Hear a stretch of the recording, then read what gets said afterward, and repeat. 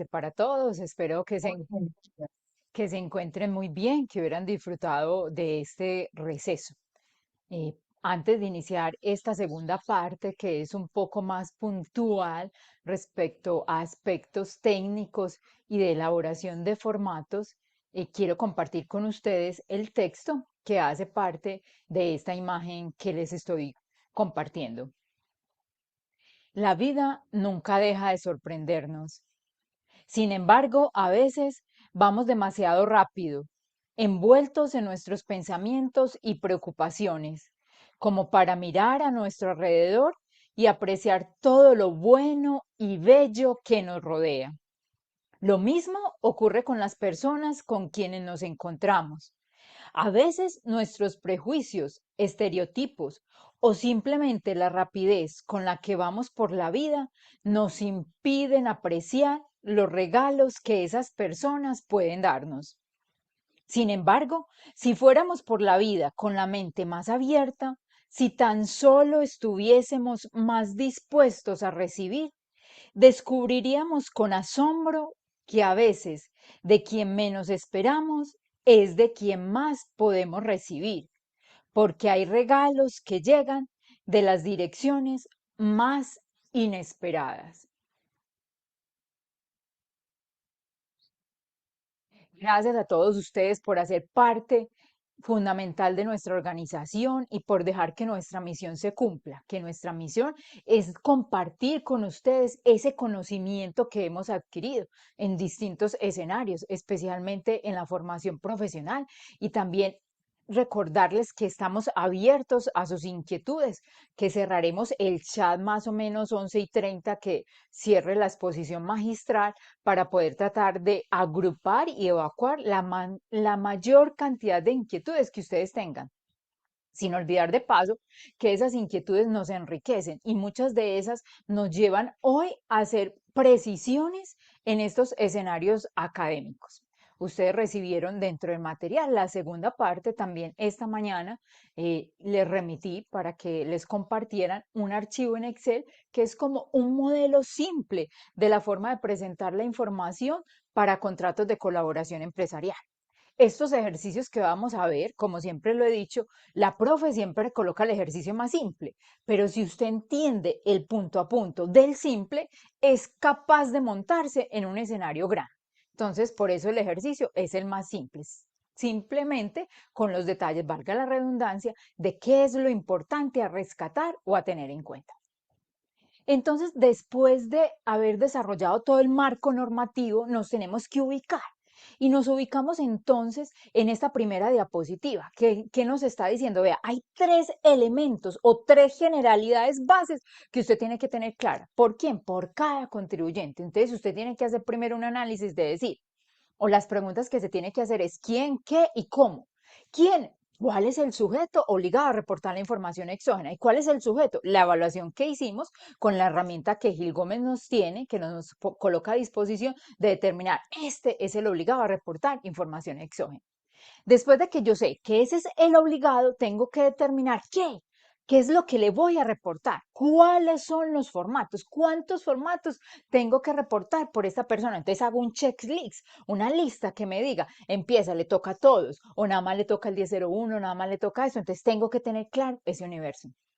Y otra generalidad importante es el cómo. ¿Cómo voy a elaborar esta información exógena? ¿Cuál es la herramienta que yo tengo? Entonces tenemos que revisar, bueno, si es una persona natural, yo debo tener elaborado el borrador de la declaración de renta con todos los soportes y tener esa claridad de los formatos que voy a reportar.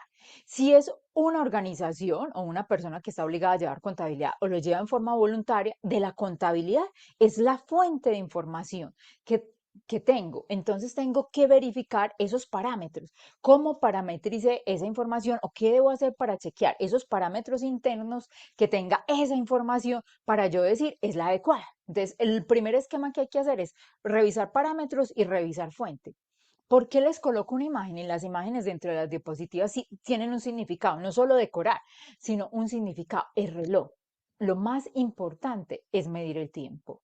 Tenga claro cuál es el momento en el cual usted tiene que reportar la información y cómo va a ir sucediendo cada evento, cómo va a ser su desarrollo. Va a decir, en esta semana yo voy a terminar los obligados, en esta semana vamos a hacer la construcción de este primer formato y lo voy reportando, como bien decía Marcela, para ir evacuando, no dejarlos todos para el final, ya está listo, después lo presento, no, voy evacuando, voy evacuando. Listo, y en esa planificación yo también tengo que decir, necesito llevarme para un spa a todos los del Departamento de Contabilidad e Impuestos, porque el formato 1001 necesita una construcción de 2 semanas de todos, o necesita un mes de construcción para poder tener claro que va a ser exitosa esa presentación. A renglón seguido, una vez identificado estas generalidades bases, yo me tengo que ir a pensar, bueno, ¿y entonces dónde voy a reportar la información?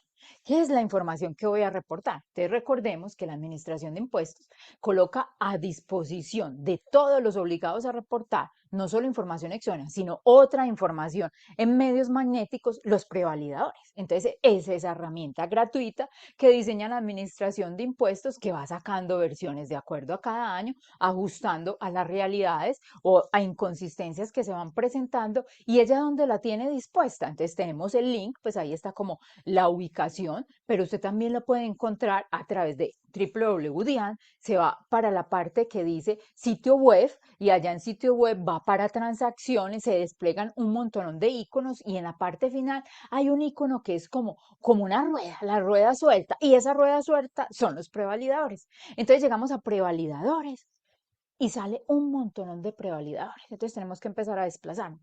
Y en la parte final, después de información de relevancia tributaria, año grabable 2012, ya salen todos los prevalidadores que corresponden a la información exógena.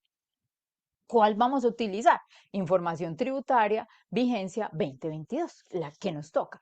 Pero ¿por qué tenemos que saber que ahí también encontramos estos otros prevalidadores? Porque puede que usted llegue hoy a una organización y revise el tiempo de firmeza, que muy bien lo explicó mi compañera Marcela, y determine, yo no he presentado medios, voy a ir a correrlos a presentar. Ahora que tenemos esas reducciones, voy a presentar esos medios de esa compañía. Entonces eran los medios del año 2020. ¿En qué formato los presento? Vea, aquí están los prevalidadores que estaban vigentes en el 2020, porque usted debe presentar en el prevalidador vigente para el año grabable por el cual se solicita la información, porque viene cada una de las versiones. Y entonces usted me pregunta, Ángela Mesa, ¿y yo cómo hago para saber cuál es ese prevalidador o la versión? Sí, ¿dónde busco la ayuda? Muy bueno que hace como 2 años para acá, la resolución viene un montón de páginas, 535 y 538. Las primeras 85 son de análisis de este contenido, pero las otras traen todas las especificaciones técnicas. Y antes de arrancar todas las especificaciones técnicas, hay una página que le dice, vea, este formato de este artículo va en esta versión. Entonces usted ya sabe, por este año grabable es esa versión. Y eso es muy importante al momento de generar el XML. Entonces, vamos bien, ya sabemos dónde nos tenemos que ubicar para la descarga del prevalidador. Y entonces cuando usted descarga ese prevalidador, yo recomiendo en ocasiones guardarlo como en el disco, o sea, en una ubicación donde pueda correr fácilmente. Usted lo descarga y se encuentra. Antes había como un archivo comprimido, este año nada más. Usted lo descarga y ya salen todos. No hay que comprimir, sino que ya salen todos y después hay que comprimir el que usted seleccione, pero ya salen todos. ¿Y se despliegan cuántos? Nada más que 7 prevalidadores. Entonces usted se le despliegan todos estos prevalidadores. Entonces vamos a ver cuál es el que yo necesito utilizar de acuerdo a mi necesidad como obligado a reportar información exógena. Entonces por eso él está ahí mirando cuál es. Y entonces, a renglón seguido, quise traer esta diapositiva para que nos quede una base normativa para que ustedes compartan con sus equipos de trabajo, con las personas que están iniciando, les repliquen esta información y les digan, vean, ese primer prevalidador, pues el nombre nos ayuda mucho, ¿cierto? El nombre de los prevalidadores nos da una guía, vea, convenios de cooperación, año grabable 2022. Pero si usted no la tiene clara, es la obligación que está en el artículo segundo de esa resolución 00124. O mejor, también en la que contiene únicamente el formato 1159, que esos de convenio de cooperación internacional ya han venido cambiando y se ajustan mucho a las especificaciones de los generales, pero ahí tienen que decir, esas pagos que realizan en ejecución de esos convenios. ¿Cuál es el convenio? ¿Con quién está suscrito? Deme el nombre, quién es la organización que le está haciendo control o quién le dio autorización para hacer ese convenio. Entonces, todo eso está en el formato 1159. Viene otro formato, otro prevalidador, el de Ceval, y entonces de Ceval tiene un formato 2273, que es donde tienen que reportar los títulos y todos estos instrumentos financieros que se transaron a través de Ceval. Entonces ellos ya dan todos los datos. Después viene otro muy importante, que hace mucho rato está en vigencia. Desde el periodo gradual de 2015, las gobernaciones y alcaldías le tienen que reportar a la Administración de Impuestos el contenido o toda la información relacionada con catastro e impuesto predial, con impuesto de vehículos, industria y comercio, que son estos formatos 1476, 1480 y 1481, así como los pronuncié en el orden. Catastro, impuesto predial, vehículos e ICA. Y llegó otro formato, 2631, que ese formato 2631 es una información que hace referencia a esas resoluciones administrativas que expiden las entidades territoriales, donde por alguna circunstancia una persona natural o jurídica se vio dentro de un proceso, entonces determinan de qué es, generalmente es de industria y comercio, algún proceso, entonces también le tienen que contar ese dato a la administración de impuestos. Desde el 2015, estas entidades han tenido que reportar, pero cuando nosotros hacemos la consulta de información por allá en el icono donde nos explicó Marcela, esa información está disponible para visualización de terceros hace como 2 años o 3, vamos como para el tercer año, nada más, que está disponible. Entonces nosotros pensamos que antes no la tenían, sí la tenían y esa es la base para la administración de impuestos, decir, vea, yo me encuentro que su patrimonio está constituido por esto, porque empieza a ser el patrimonio sombra. Y no veo por aquí como el valor de estos terrenos, estos vehículos que tienen esta cifra. Entonces ahí tenemos una base. Viene uno muy importante que se llama el validador tributario de los convenios de colaboración empresarial, ¿cierto? Este es el prevalidador CCE. Y entonces, ¿qué formatos encontramos o en qué artículo de la resolución me baso? Si usted es un obligado del artículo 27 de la resolución y ahí encuentra el formato 5247, que es de pagos, el de ingresos, el de IVA descontable, IVA generado, cuentas por cobrar y cuentas por pagar. Entonces, ya sabe que ahí está. Si usted está inmerso dentro de esta información y es el obligado a reportar más adelante, pero haremos un detalle de cómo es ese reporte de los contratos de colaboración empresarial, que no todo el que tenga un contrato de colaboración empresarial tiene que reportar. Miraremos quiénes están obligados a reportar. Seguimos y nos encontramos un mundo grande de formatos. Miren toda esta cantidad de formatos. ¿Y a qué hace referencia? A las entidades financieras, así se llama el prevalidador. Y entonces esas entidades financieras están en el artículo tercero, el artículo cuarto y en el artículo sexto al 15 de la resolución. Ahí encontramos el detalle. Y entonces encontramos todos los formatos. Estos últimos, 2274 y 2277, hacen referencia a los fondos de cesantías y fondos de pensiones. Todos estos otros son de entidades financieras, estos primeros de las fiduciarias, y entonces hay uno muy importante dentro de este, el formato 1019, que es el movimiento de las cuentas corrientes y de ahorro. Entonces, cuando ese es el que más utiliza la DIAN para decirnos, usted superó el tope de consignaciones durante el año, entonces ya es un nuevo obligado a reportar información exógena. Pertenezco a un grupo de estas entidades, me encuentro acá. Viene otro prevalidador y que su nombre se determina así, otros. Nos falta uno en la lista, nos queda uno que es el que vamos a ver más a detalles. Pero este otro es, vea, los que no cumplen con ninguna de las anteriores, ni se van para el grupo de generales y están ubicados ¿dónde? En los artículos 28 al 34, 37 al 43. Y entonces, ¿cuáles encontramos por ahí? Vea, el 2575, ese formato es el de las donaciones que tienen que es entregar o presentar estas entidades no contribuyentes que reciben donaciones. También tenemos otros formatos, que es el de concesiones, el de las S.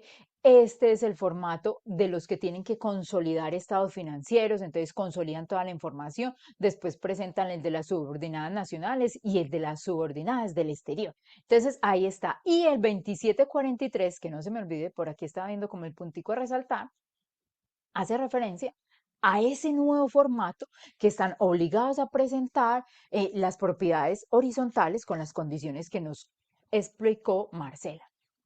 Entonces, está ahí. Si usted está dentro de esa propiedad, sabe que tiene que descargar ese formato. Y llegamos a uno que yo llamo la madre, el rey, el jugoso, el más grande, el que casi que todos nosotros tenemos que descargar, que se llama el prevalidador tributario Informantes AG 2022, año grabable 2022, reducido AG 2022. Y entonces ahí, ¿qué formatos encontramos? Ese abarca los articulados de la resolución desde el 16 al 26 y también el artículo 35. Y entonces encontramos todos los formatos que nosotros conocemos, desde el 1001 hasta el 2275, 2276, el 1647 que es de ingresos para terceros y todos los otros formatos los encontramos. También los secretarios generales tienen aquí su formato cuando ejecutan gastos de presupuesto nacional. Este es el que vamos a analizar en detalle, porque los otros, si bien es cierto, tienen una regulación especial, tocan para unos sectores específicos, pero la mayoría de los que estamos acá nos toca presentar información general. Y si nosotros estamos en una entidad financiera, tenemos los de la entidad financiera especiales, pero también tenemos la información general. Entonces, este es el que le vamos a sacar el jugo a este prevalidado. Entonces, ¿qué nos atrevemos nosotros a decir? Por experiencia, les vamos a dar unas recomendaciones cuando usted esté descargando esos prevalidadores. Y es que vea, ubique, cree, genere una carpeta por cada uno de los clientes que usted tenga que presentar la información. Ese que vimos en la generalidad, tengo 10 clientes, tengo 10 carpetas para abrir. Y dentro del cliente, usted tiene que abrir las carpetas cuantos prevalidadores necesite, porque puede ser el de prevalidador general, pero él también puede tener un contrato de colaboración empresarial, entonces yo necesito hacer el formato de contrato de colaboración empresarial. Entonces le estamos diciendo, cree una carpeta para cada cliente. No sobrescriba el prevalidador. Es decir, descargue ese prevalidador cuantas veces, cuantos clientes necesite. No coja este del cliente y lo voy a descargar allá a hacer el ejecutable. No, hágalo paso por pasito. Se demora un poquito más, pero va a la segura, a la fija. Conserve esos prevalidadores. ¿Cuáles? Los de esa presentación inicial. Y si mañana usted le toca hacer alguna modificación, el de esa corrección, también guárdelo. Entonces guarde el inicial y si hay una modificación y le tocó descargar otro prevalidador, coloque envío número 2 o modificación y ahí tiene toda la información para seguir el rastro. Muy importante, nosotros como muchas operaciones que realizamos dentro de la compañía tenemos que dejar evidencias en medios magnéticos, tenemos que dejar la evidencia desde el primer ejercicio que hagamos o la primera acción para llegar a una presentación de información exógena. Que me demoré 10 pasos, deje las 10 evidencias. Que nada más salió en un solo paso, deje la evidencia de un solo paso, pero deje toda la evidencia. Generé el archivo, lo volví, lo modifiqué, lo filtré, hice la tabla dinámica, verifiqué acá. Ah, no, estoy en un sistema muy bueno que yo ya lo tengo probado. Parametricé, salió, verifiqué cuantías menores, listo. Déjelo ahí, toda esa evidencia.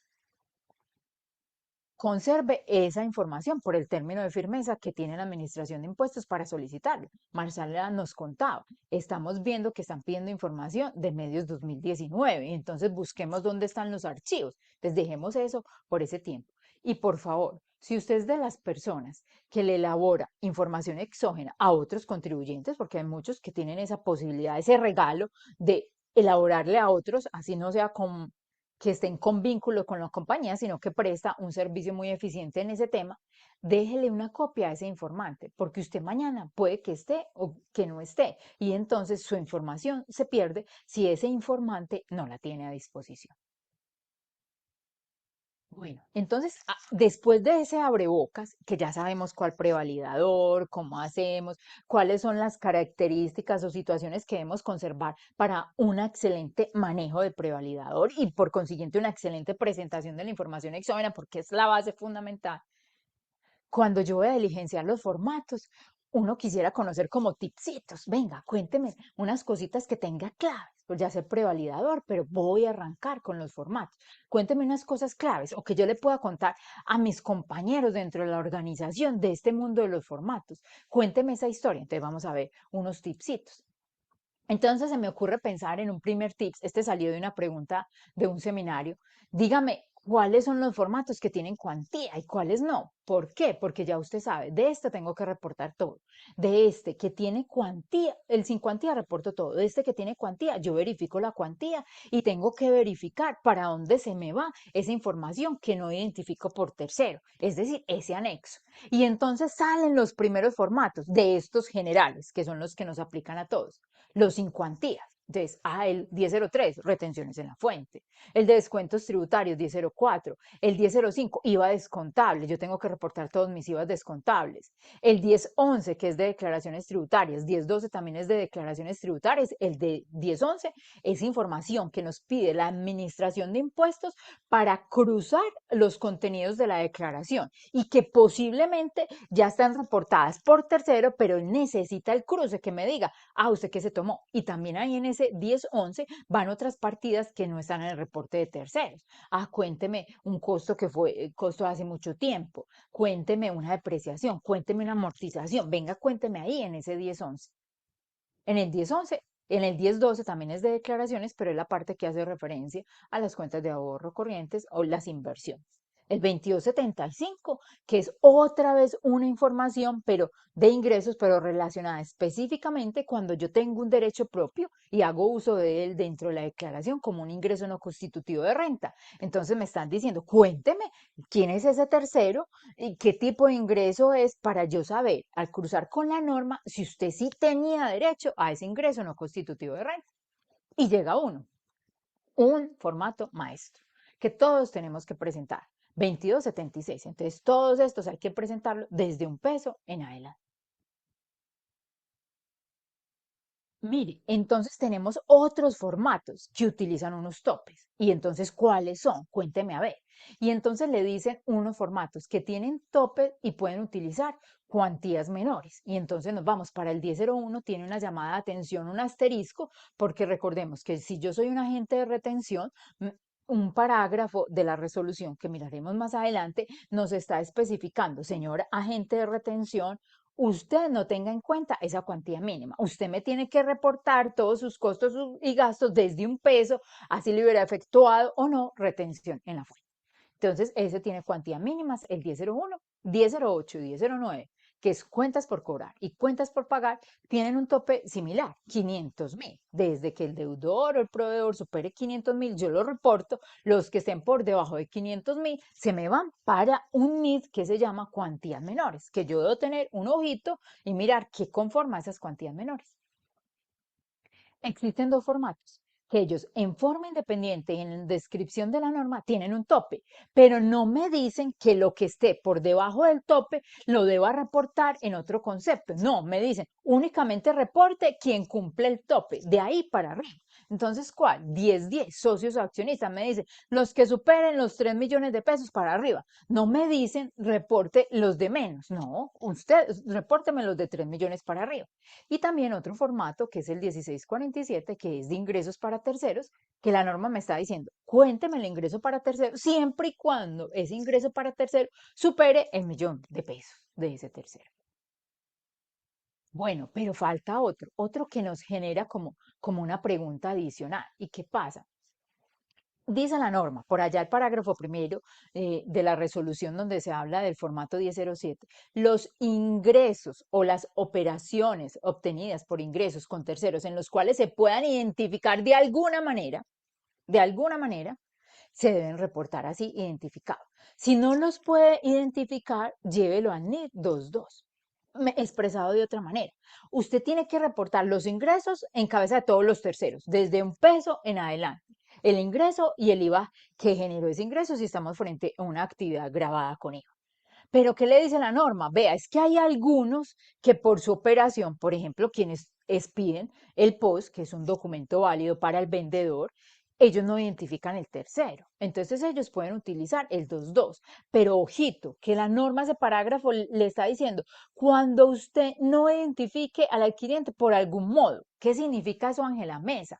Vea, usted puede que en sus ventas utilice un POS, pero usted tiene un programa de fidelización con sus clientes y usted le está diciendo, venga, cada vez que compre, acumúleme puntos. Entonces usted me da su número de cédula para acumular los puntos y yo mañana le redimo por cualquier cosa, un producto, descuento, lo que sea.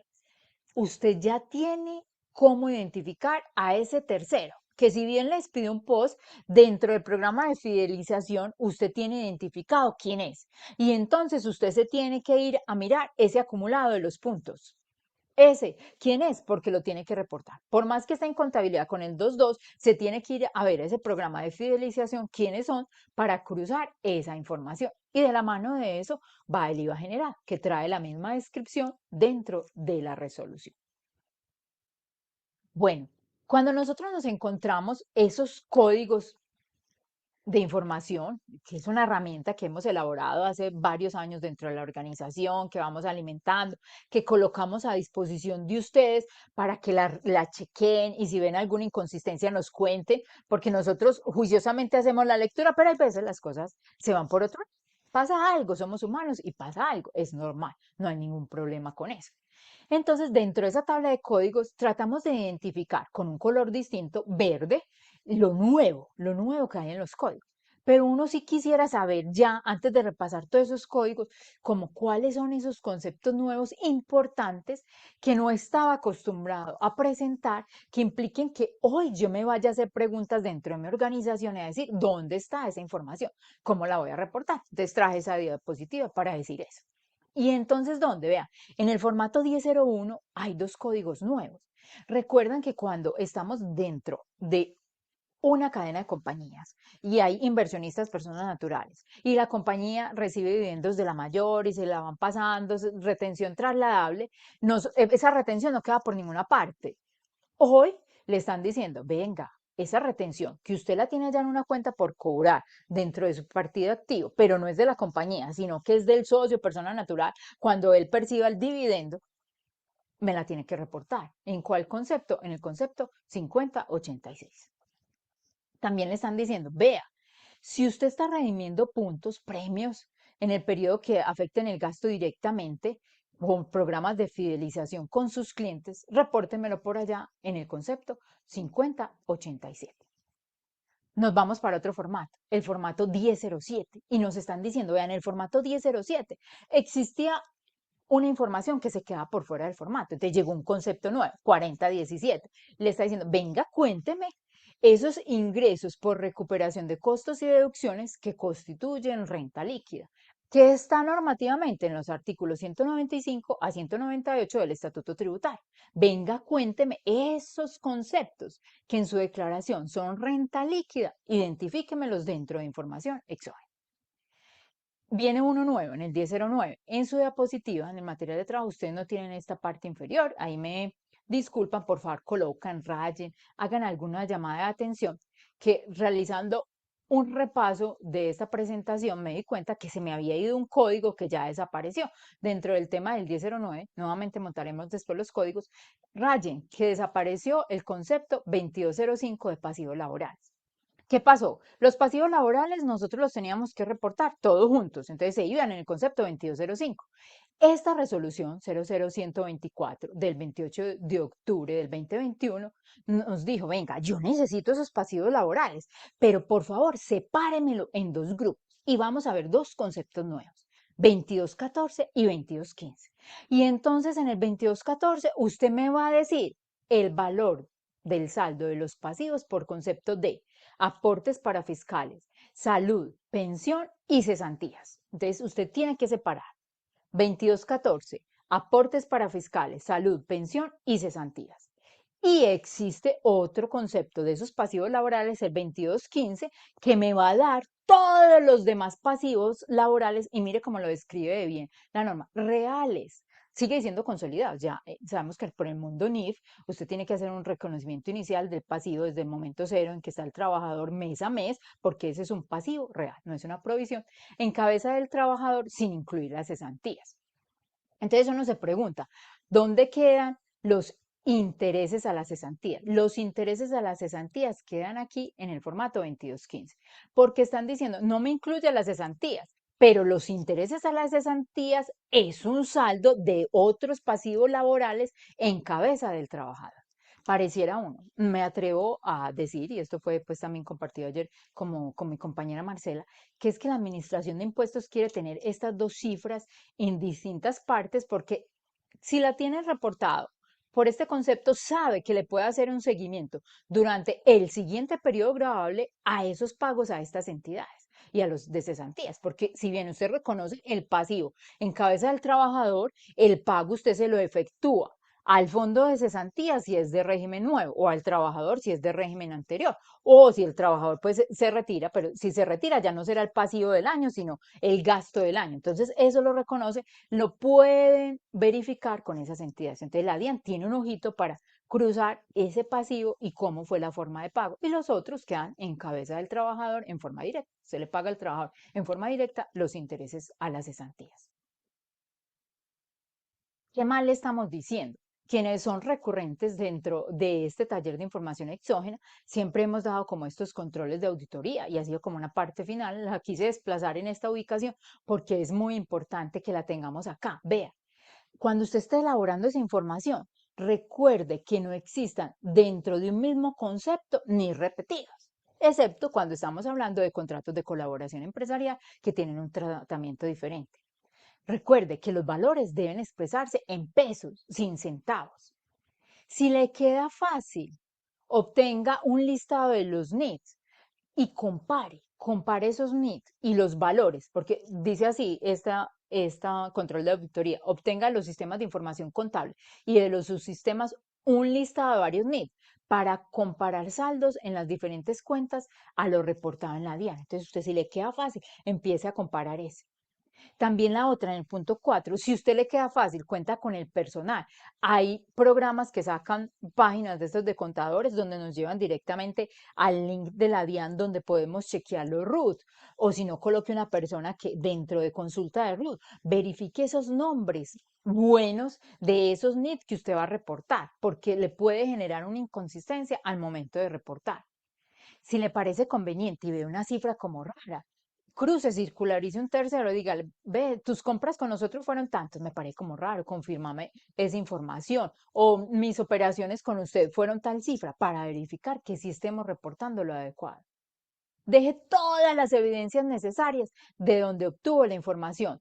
Archivo 1, 2, 3, versión 4, versión 5 de tal fecha, para que quede. Yo realicé el formato 1001, me demoré 15 días y tengo tantos archivos en Excel porque este fue el primero, el segundo, el otro, toda la historia, pero está la fuente. Por si de pronto hay una inconsistencia al final, podamos detectar en el trayecto de ese proceso cuál fue lo que generó inconsistencia. ¿Dónde está la inconsistencia? Vean, antes de presentar esa información, realice las pruebas del prevalidador, quien creyera, pero a veces uno deja el prevalidador para última hora y no funciona. Usted va a seleccionar el formato y el bendito no carga. O a veces ese prevalidador, cuando uno lo baja, le bloquea el Excel. Y entonces uno tiene que llamar al de sistemas, venga, que no me deja abrir ninguna herramienta del Excel, el clic derecho, aunque pues ya nosotros a través del Mr. Google que nos da guías podemos organizar esos problemas que se nos presentan por el prevalidador, pero por eso hay que hacerlo con tiempo, ¿cierto? Ensaye ese prevalidador. Entonces le dice la norma, es el software, el hardware, todos los soportes los debe conservar durante el término de firmeza en lo que establezca la ley antitrámite. Recuerde que el objetivo es enviar una información completa y bien elaborada. El no envío de información o el envío de inconsistencias genera sanciones, aunque hoy, gracias a Dios, esas sanciones son menos pesadas para nosotros. Uno se moría del susto cuando decía un error. ¿Quién va a pagar esta sanción? ¿Cuánto vale? Venga, determinémosla. Hoy el error puede irnos a una sanción mínima. Entonces uno dice, tranquilo, puedo ser yo lo que pague o miramos quién paga esa sanción. Mire, una muy importante, si usted reporta cuantías menores, no nos vamos a cansar, lo dijo Marcela con el ejemplo de la compañía que ellos están apoyando dentro de este requerimiento de la DIAN. Y acá, deje bien detallado esas cuantías menores porque usted no sabe qué hay ahí.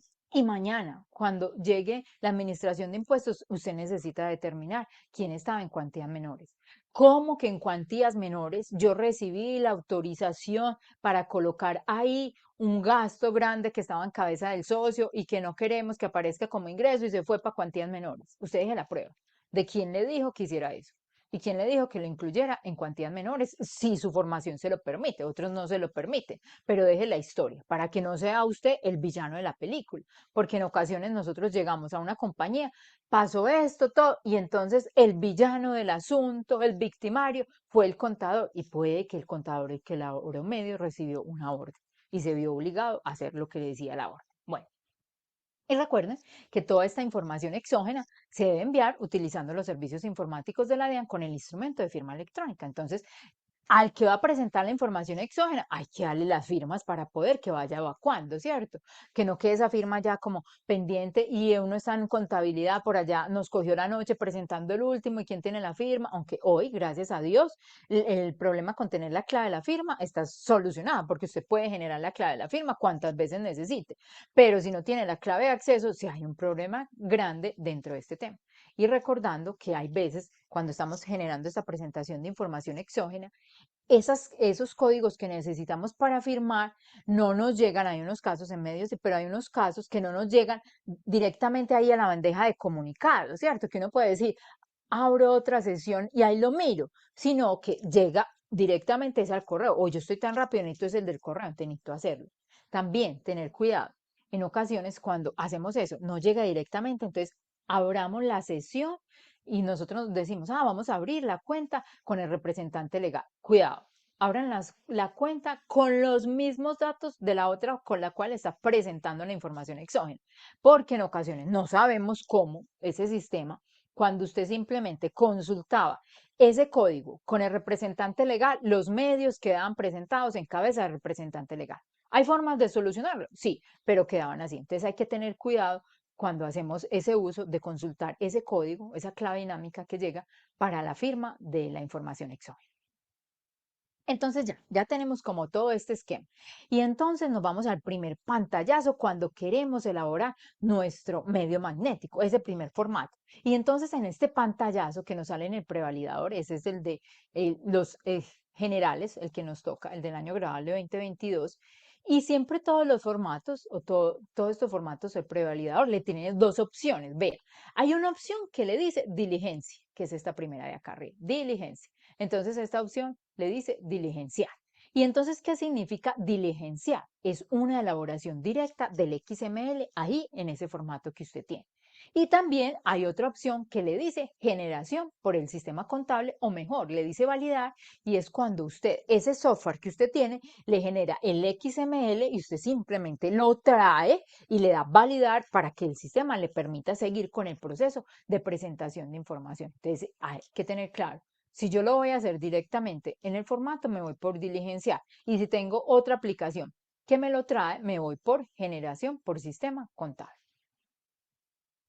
que es este por validar mejor que la generación por el sistema contable. Entonces despliego una ventana. En ocasiones esta ventanita hay que hacerle como dos clics para acá y en esta ventana me trae todo el listado de los formatos que se pueden hacer en cada prevalidador. Entonces ahí despliego y selecciono cuál formato voy a elaborar. Y entonces, ¿qué más tenemos que ver antes de entrar a ver cómo esas precisiones de los formatos? Vea, Ángela Mesa, cuénteme, si yo voy a elaborar el formato, entonces yo lo elaboro. Hay unos que uno dice, de personas naturales, que apenas es dos, tres registros, pues yo no necesito hacer un Excel. Si quisiera pues dejarlo como prueba, lo hago, que es mejor, sino que de una vez lo puedo elaborar. Pero generalmente hacemos un Excel con todos los campos, con toda esta herramienta. Muchos en el sistema encontramos tablas de Excel con todos los campos de los formatos. Ahí lo elaboramos, hacemos los cruces, decimos, vea, la contabilidad da tanto de costos y gastos, el formato este, y hacemos pues los cuadros posibles. Entonces, ¿yo cómo hago para pegar esa información de ese archivo en Excel a este archivo o a este prevalidador? Entonces, yo me tengo que ir a una parte que se llama complementos. Allá en complementos me ubico en la primera celda, en la primera casilla, y entonces allá después de haber dado copiar, aquí le digo pegar, recordando que deben ser las celdas convertidas a texto. En ocasiones el prevalidador ya nos deja traerlas y no las convierte, pero es mejor tener esa precaución, convertidas a texto, recordando si puede hacer la verificación de los niños antes de hacer, y si se le presenta alguna situación de error, pues esto lo tiene que hacer después de usted insertar las filas que necesita, usted dice cuántas filas necesita, hace todo este copia y pegue, verifica los NIT y si se le presenta algún error, por favor, recuerde, corríjalo no solo en este prevalidador que le está diciendo, la línea 23 tiene un error en el NID o este campo tiene más números de los que permite, no solamente la corrija ahí, corríjala también en esa hoja de trabajo para que todo quede armonizado.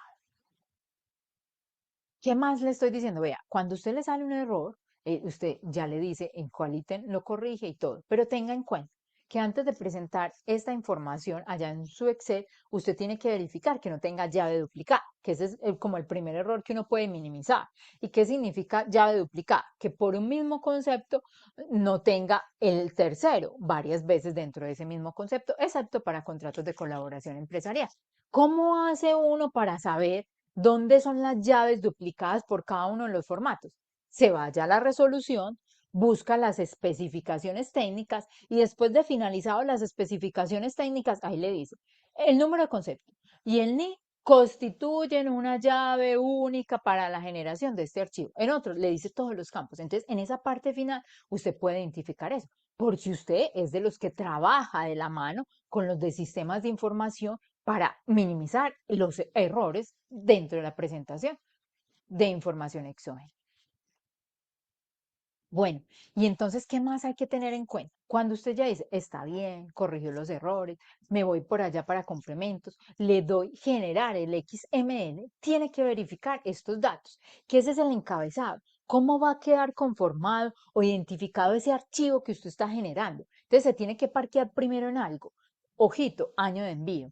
Generalmente, cuando uno está haciendo la primera información exógena del año, y descarga por primera vez el prevalidador, este año de envío viene con el año anterior. Entonces, ojito con esa presentación de año de envío. Usted lo verifica, el primero año de envío es el vigente hoy. Entonces, hoy 2023, yo puedo estar presentando información del 2020, del 2021 y voy a presentarla del 2022 que me toca o del 2019. Entonces, ese es el año de envío por el cual estoy enviando, donde estoy ubicado, fecha, calendario, 2023.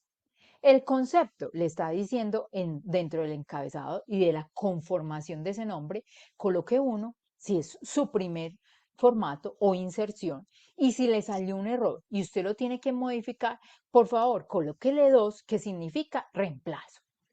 Hay dos campos dentro de este encabezado que usted no tiene que hacer nada, ni preocuparse, ni saber qué pasa, pero es bueno saber qué contienen, que es el código del formato y la versión. ¿Por qué? Esto se los trae automáticamente, el prevalidador se lo genera. Pero estos son importantes porque en el momento que usted va a colocar la información dentro del portal en presentación de información exógena, usted llama formato 1007 y él le despliega las distintas versiones. Entonces usted tiene que tener claro cuál es la versión de ese formato 1007 que usted va a presentar hoy para seleccionar esa, porque si no selecciona eso, les va a generar un error. Vea, número de envío. Entonces, este es el control de como consecutivos que usted tiene en toda la compañía. Usted como persona natural o como el obligado persona jurídica, este es el control de envíos. ¿Contado desde cuándo? Fecha calendario, 1 de enero hasta diciembre 31. Entonces, usted puede tener un archivo donde comparte ese control de envíos, si son varios los obligados, o simplemente el sistema de la DIAN, cuando usted le va a dar colocar ese archivo, él le dice, su próximo envío de información corresponde a tal. Listo. Fecha de envío. Entonces, esa fecha de envío la coloca el sistema automáticamente. Y entonces, ¿cuál coloca el sistema automáticamente? Vea, esta que yo estoy generando. Entonces, este lo hice el 27 de marzo. Esta semanita lo hice. ¿Listo? Y acá, esa fecha inicial y fecha final también es para verificar porque en ocasiones viene con inconsistencia que corresponda al periodo que vamos a reportar, que todos van a ser desde el 1 de enero del 2022 hasta 31 de diciembre del 2022. Vea, ya usted sabe cómo debe ser el encabezado, pero venga, ese nombre, el estándar de nombre de los archivos, explíqueme ese nombre tan larguito, de dónde sale, cómo es. Entonces ese es un nombre que uno debe tener en cuenta, que son 33 caracteres. Esto, cuando uno va a formalizar, a veces le dice, el nombre no corresponde al estándar, no tiene los caracteres necesarios. Entonces son 33 caracteres. ¿Para qué sirve esto? Usted viendo un archivo puede identificar, vea, siempre va con el nombre de la DIAN, muesca. Entonces le dice, los dos primeros dígitos corresponden, así es, el archivo inicial o es un reemplazo. Después le están diciendo el formato, qué formato es. Los siguientes son estos. ¿Qué formato es? Le están diciendo qué formato es. Después le permiten ver cuál es la versión de ese formato, los otros dos campos, la 9. Le dicen en qué año está ubicado, año de envío 2023, y estos últimos es el control del consecutivo. Todos estos desde acá es el control del consecutivo y todos van seguidos de un punto y la extensión XML. Entonces ya usted puede tener control de esa información. Uno sugiere, cópielos en un lado para saber cuáles son los archivos, el control para saber, este era el primero que envié de todos estos, y también copie en algún lado el PDF que le sale después de la presentación para saber cuando le salga esa solicitud con inconsistencia, usted tenga claro que esa inconsistencia corresponde a determinado formato. Bueno, entonces ahora, ¿qué vamos a ver, Ángela Mesa? Vamos a ir a entrarnos dentro de algunas especificaciones de los formatos, ¿cierto? De todos estos generales. ¿Por qué digo algunas? Y que son varias, porque vamos, tenemos varios material para desarrollar. Porque uno quisiera tener un ejercicio con todas las aristas, pero la construcción de todas las aristas empieza a generar, esto no me cuadra con esto con aquello, aquí dice esta transacción, hagamos. Entonces tratamos de hacerlo en forma individual, las transacciones que aplican para cada formato, para que no tengamos como un cruce, como una referencia ahí que nos rebote. Esto no cuadra con la retención que usted dijo que tenía. Esto. ¿De cuál partimos? Si entendemos en detalle el formato más grande, que es el 1001, que corresponde a la aplicación del literal E del artículo 631, tenemos las bases suficientes para entender las obligaciones de los demás formatos, porque este formato 1001 es el más rico en parágrafos, tiene todos los detalles, tiene la mayor cantidad de conceptos. Entonces, si lo tenemos claro, ya entendemos los otros formatos. Entonces, vamos para allá, para el 1001, el que nos implica un departamento de contabilidad de impuestos en spa por 10 días para poder hacer esto, 15 días o aislados, vamos a hacer esto. Arrancamos, vea, este formato 1001, nada más hay que diligenciarle 20 campos que están ahí determinados. Vamos a entrar en detalles. Son 20 campos los que le tenemos que reportar de ese formato 1001. Pero arrancamos, venga, ¿cuáles son las especificaciones de ese campo? Y entonces le están diciendo, vea, por cada beneficiario del pago en cuenta que supere la cifra de 100.000, usted me lo va a reportar detallado, o usted clasifica las operaciones que por tercero superen los 100.000. Así sea que en forma independiente por concepto no supere los 100.000.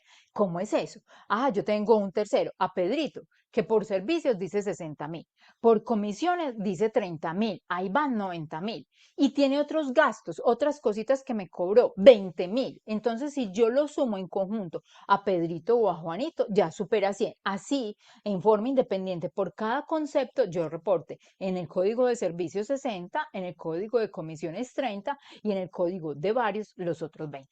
Eso es lo que le está diciendo acá, es este texto. También, ¿qué le están diciendo? Vea, pero usted no se preocupe. Si usted es de los que dice, ah, yo no quiero tener en cuenta las cuantías mínimas o cuantías menores, yo quiero reportar a todos que la administración de impuestos tenga toda la información de esos terceros que hacen parte de mis costos y deducciones, yo puedo hacerlo. A opción del informante, que soy yo, puedo determinar que voy a reportar a todas las personas. Listo, cumpliendo que las características, como todos los campos, los exigen. ¿Quién le están diciendo? Vea, tenga ojito.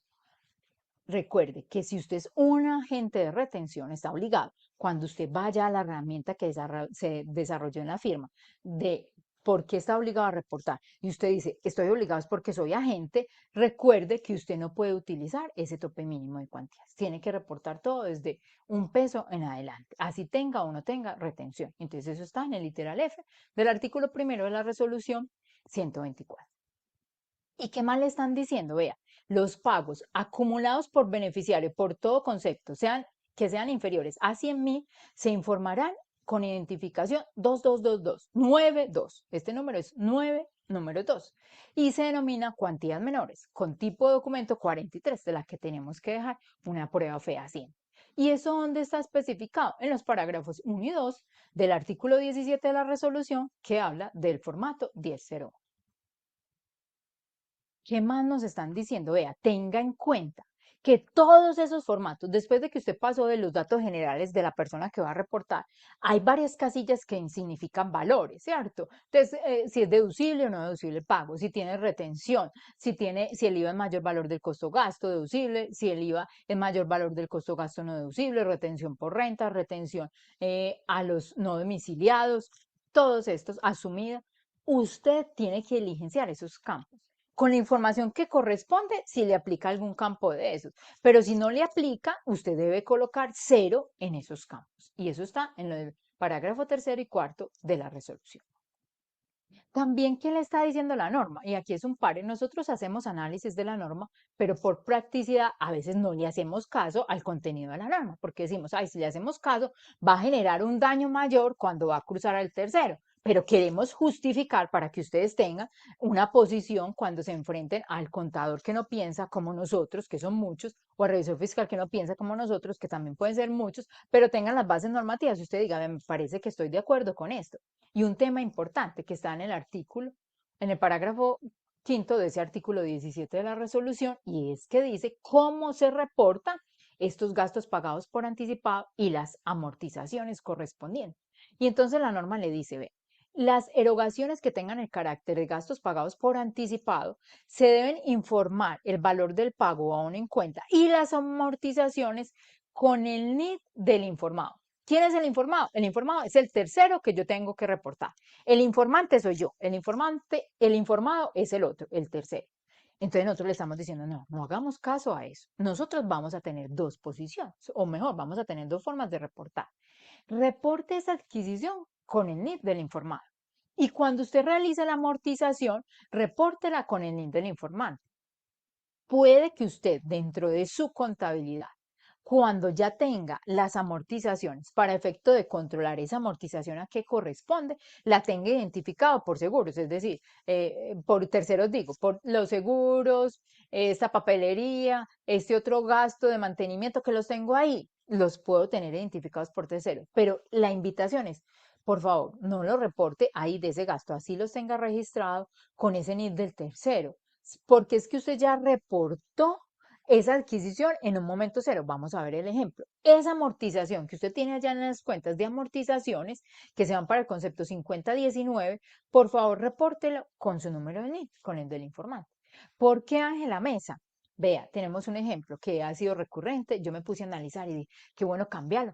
Pero el ejemplo es el mismo, no hay por qué cambiarle, hay que cambiarle el nombre o las cifras, pero el ejemplo es el mismo. La compañía decidió durante el periodo 2021 adquirir una póliza de seguro, ¿cierto? Entonces, cuando usted compra la póliza, la compra con la posibilidad de que sea 12 meses, o eso es lo que usted busca, que esté asegurado por 12 meses. Hay una plática que hay que invertir en el asunto, pero cubre los riesgos por 12 meses. Y entonces, ese gasto, cuando la adquirió en diciembre del 2021, pagó la módica suma de 11.400.000. ¿A quién? A Suramericana de Seguros. Pero eso significa una amortización mensual durante el 2022 de 950.000 pesos. ¿Cómo lo debe reportar? Entonces le están diciendo, como cuando usted va a hacer información exógena, no solamente se debe pasear por las cuentas de costos, gastos y ingresos, sino que usted se debe pasear por todas las cuentas de su estado financiero, tanto activas como pasivos, para identificar ahí operaciones que signifiquen relación con terceros, compras que se deban reportar en medios. Entonces, en los gastos pagados por anticipado, usted dice, ¿cuándo compró esa póliza? Entonces dice, en el 2021 yo compré, entonces lo reporta un seguro en el concepto 50 35 11 400. Si usted le hace caso a lo que le dice la administración de impuestos, le está diciendo, repórteme en el 2021 la compra y vuelva a repórteme en el 2022 esa amortización, concepto 5019, que la amortizó todo el año, 11.400. Si yo sumo esos dos reportes, estoy diciendo que mi operación económica con Suramericana de Seguro fue 22.800.000. Estoy diciendo una mentira. Porque mi operación económica o una inconsistencia, mejor para que la palabra no sea tan fuerte, estoy diciendo una inconsistencia. 11.400.000 fue mi operación económica. Esa es la verdad real. Esa es la realidad, 11.400. Esto otro simplemente es una aplicación de unas normas que me exigen y que yo tengo derecho a tener en el gasto. Entonces, por eso damos a conocer esta posición. ¿Qué pasa? Marcela nos hizo claridad. Cuando yo estoy frente a operaciones con los terceros nacionales, pues usted le pide RUDA, identifica la cédula de las operaciones que no necesita tener soportadas con el RUT, le sirve y lo reporta.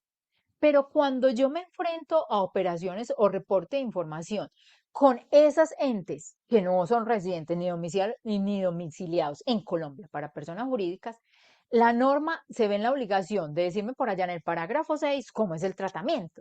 Y entonces el tratamiento me está diciendo, vea, sí o sí, cuando usted tenga una persona natural del exterior, le tiene que pedir una identificación, porque usted esa operación con la persona natural del exterior me la tiene que reportar con tipo de documento 42, que es el tipo de documento para el extranjero. No puede utilizar el 43, tiene que ser 42 y lo tiene que reportar de acuerdo con el número, código o clave de identificación registrado en el país de residencia o domicilio fiscal. Entonces usted se tiene que ir a hacer la tarea. Escríbale a ese personaje, por favor, deme el dato, cómo lo identifiquen allá, si tiene un documento que parezca RUT de acá, o el código fiscal, la tarjeta fiscal, lo que tenga allá, por favor, mándemelo para poder yo registrarle esa operación y reportarlo con tipo de documento 42. Vea, pero cuando usted, esa operación del exterior, está relacionada con sociedades o entidades, usted tiene que ir primero a un salvavidas. Primero se tiene que ir a el salvavidas, que ya vimos que existe un programa en grandes contribuyentes diciéndole alarma, como todos hicimos así, bulla, vea, la resolución permitía, no sancionaron, gracias a Dios a nadie por ese tema, pero puede llegar mañana, porque el llamado de atención era para adelante, por favor, busque. Entonces usted a esa sociedad o esa entidad del exterior le dice, cuénteme, por favor, número, código o clave de identificación del exterior. Usted teniendo ese código o clave de identificación del exterior, lo reporta con tipo de documento 42, que es para el extranjero.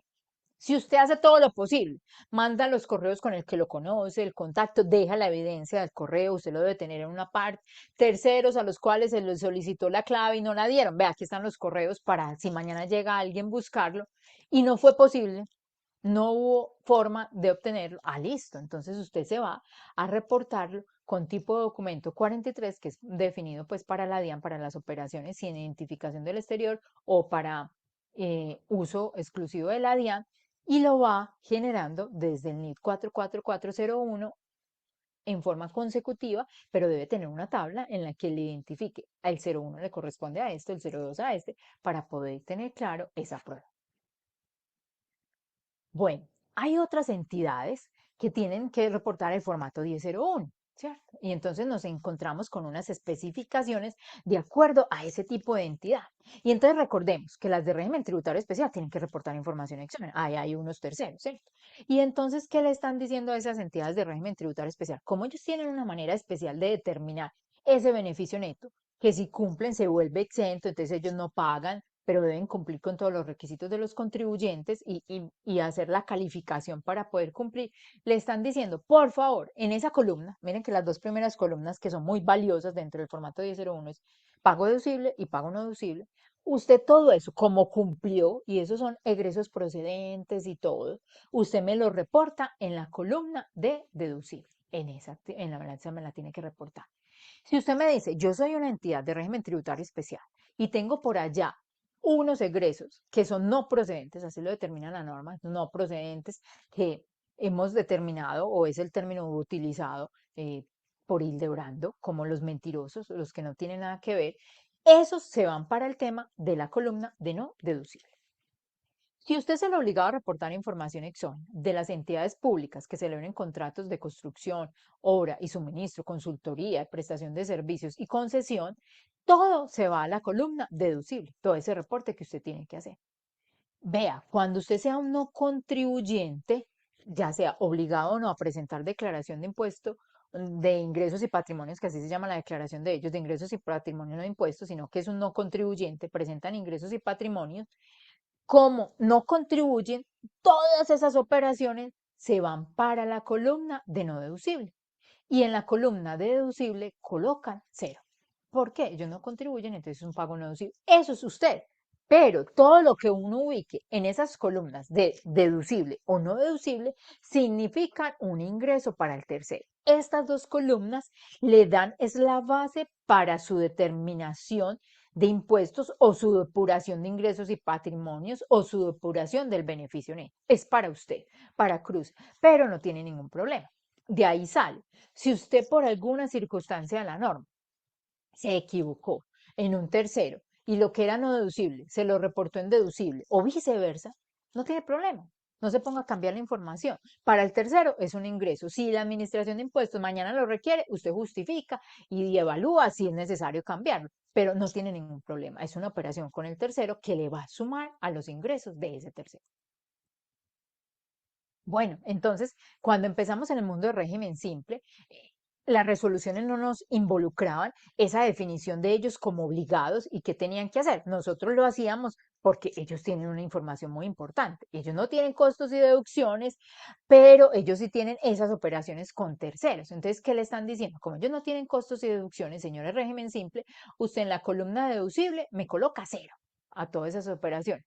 Y en no deducible es donde va a colocar ese valor de los pagos a 1,50. ¿En dónde está? En el parágrafo 14 de la resolución. ¿Qué pasa? Llegan unos conceptos que es importante recordarlos porque todos estamos obligados a diligenciarlos, que hace relación al concepto 50, 10, 11 y 12, que tiene que ver con el tema de los parafiscales, salud, riesgos profesionales y pensión. Y entonces tenemos que recordar cómo se diligencia. Entonces, esta información usted la debe reportar en cabeza de las entidades beneficiarias de los aportes, es decir, las EPS, los fondos de pensiones, CESA, SENA, ICBF y las cajas de compensación familiar. Tiene que tener en cuenta que lo que va a reportar son los pagos o abonos en cuenta, es decir, el devengo del año. Usted aquí internamente en el 1001 reporta el devengo del año. Y entonces ese devengo del año usted lo tiene que clasificar en dos columnas. De esos dineros que corresponden al devengo del año de los aportes, en la columna deducible usted va a decir, es la parte que le corresponde al empleado. Esa va en esa parte. Y la parte de esa causación, de ese devengo que le corresponde al pago que hace el empleado, va en la columna de no deducible, teniendo en cuenta que la información de lo que pagó en el año, que es distinto a lo devengado va internamente en el formato 1001 y lo que pagó en el año va dentro de los renglones informativos de la declaración de renta. Entonces hay que hacer esa precisión. ¿Eso dónde está? En el parágrafo 10º de ese artículo 17. Existen otros conceptos que usted lo lee y dice, ¿para dónde lo reporto? ¿Cierto? Y entonces, ¿qué le están diciendo? Estos van en la columna de no deducibles, estos conceptos, que es la devolución o pagos de abonos en cuenta y retenciones a años anteriores, enajenación de activos fijos por estas oficinas de tránsito y otras entidades, las retenciones practicadas a título de timbre, las bases, las devoluciones de retención a título de timbre, los desembolsos por depósitos judiciales, reintegros de depósitos judiciales y las retenciones por contribución de laudos arbitrales. Todos estos valores van en la columna de no deducible. Hay dos textos acá que están como negrilla y subraya, que no lo trae la resolución, pero que hace referencia a la aplicación del parágrafo 11, donde le están diciendo, aquí usted me reporta la base. Cuando esté hablando de esa retención, se va para la columna de retenciones en renta. Así sea la de contribución de laudos arbitrales. Va para la columna de retenciones en renta. Y llegamos a otro mundo. Mire, en el formato 2276, nosotros tenemos que recordar que allá sí de diligencia el formato 2276 nace, pero no es lo mismo, nace de un certificado de ingresos y retenciones que es el 220. Ahorita miraremos que no es lo mismo. Nace de ahí, eso es como la madre, que tiene que ir modificándose y puliéndose para llegar al formato 2276. Y entonces vienen dos parágrafos que le están diciendo que va en ese formato 2276 o le hace claridad. Vea, los pagos a bonos en cuenta que se realicen por conceptos de renta de trabajo y de pensiones solo se deberán reportar de acuerdo con los parámetros establecidos en el formato 2276. Entonces le están diciendo, usted debe tener clasificado esas personas naturales que le hicieron prestación personal del servicio como rentas de trabajo. Y esos pagos a esas personas naturales solo se va por el formato 2276, que significa que realmente lo recibió, porque usted reporta ahí cuando sea pago efectivo. Para ayudarle, vea, El parágrafo 13, los pagos a bonos en cuenta que se reportan por concepto de honorarios, comisiones o servicios dentro del formato 1001 deben corresponder a aquellos que se realicen a persona jurídica. Entonces usted ya sabe, si tengo honorarios persona jurídica, van en el 1001. Y le dicen, o a personas naturales sin incluir las asociadas a rentas de trabajo y de pensiones. Entonces le está diciendo, vea, de esas naturales usted la tiene que clasificar. ¿Cómo se ayuda usted para clasificar hoy a esas personas naturales? Él debió haberle enviado en la primera operación del periodo grabable a esa persona natural una carta en la que diga si esa prestación de servicio cumple con las condiciones de ser rentas de trabajo. Si no, usted se puede ayudar con la retención que le practicó. Entonces, ¿qué retención le practiqué? ¿Le practiqué la del 392 o lo llevé a la tabla como la de los asalariados? Entonces, miremos los pagos. Si este pago no supera los 3 millones de pesos, no fue sujeto a retención. Entonces, fue porque yo en ese momento de la retención dice que era rentas de trabajo. Entonces, así lo tengo que reportar. Resulta que en este formato 1001 también nos encontramos que hay unos conceptos que parecen doble. Uno, este primero, parecen doble, pero no. Le están pidiendo, vean, el tema de intereses y rendimientos financieros. Recuerde que hay dos conceptos que se utilizan. El 5006, o sea, más cerquita, le está diciendo el valor abonado en cuenta. ¿Qué quiere decir eso? El devengo. Cuéntame cuál fue el devengo contable de intereses y rendimientos financieros. Y hay otro concepto, el 5063, que le está diciendo el valor pagado.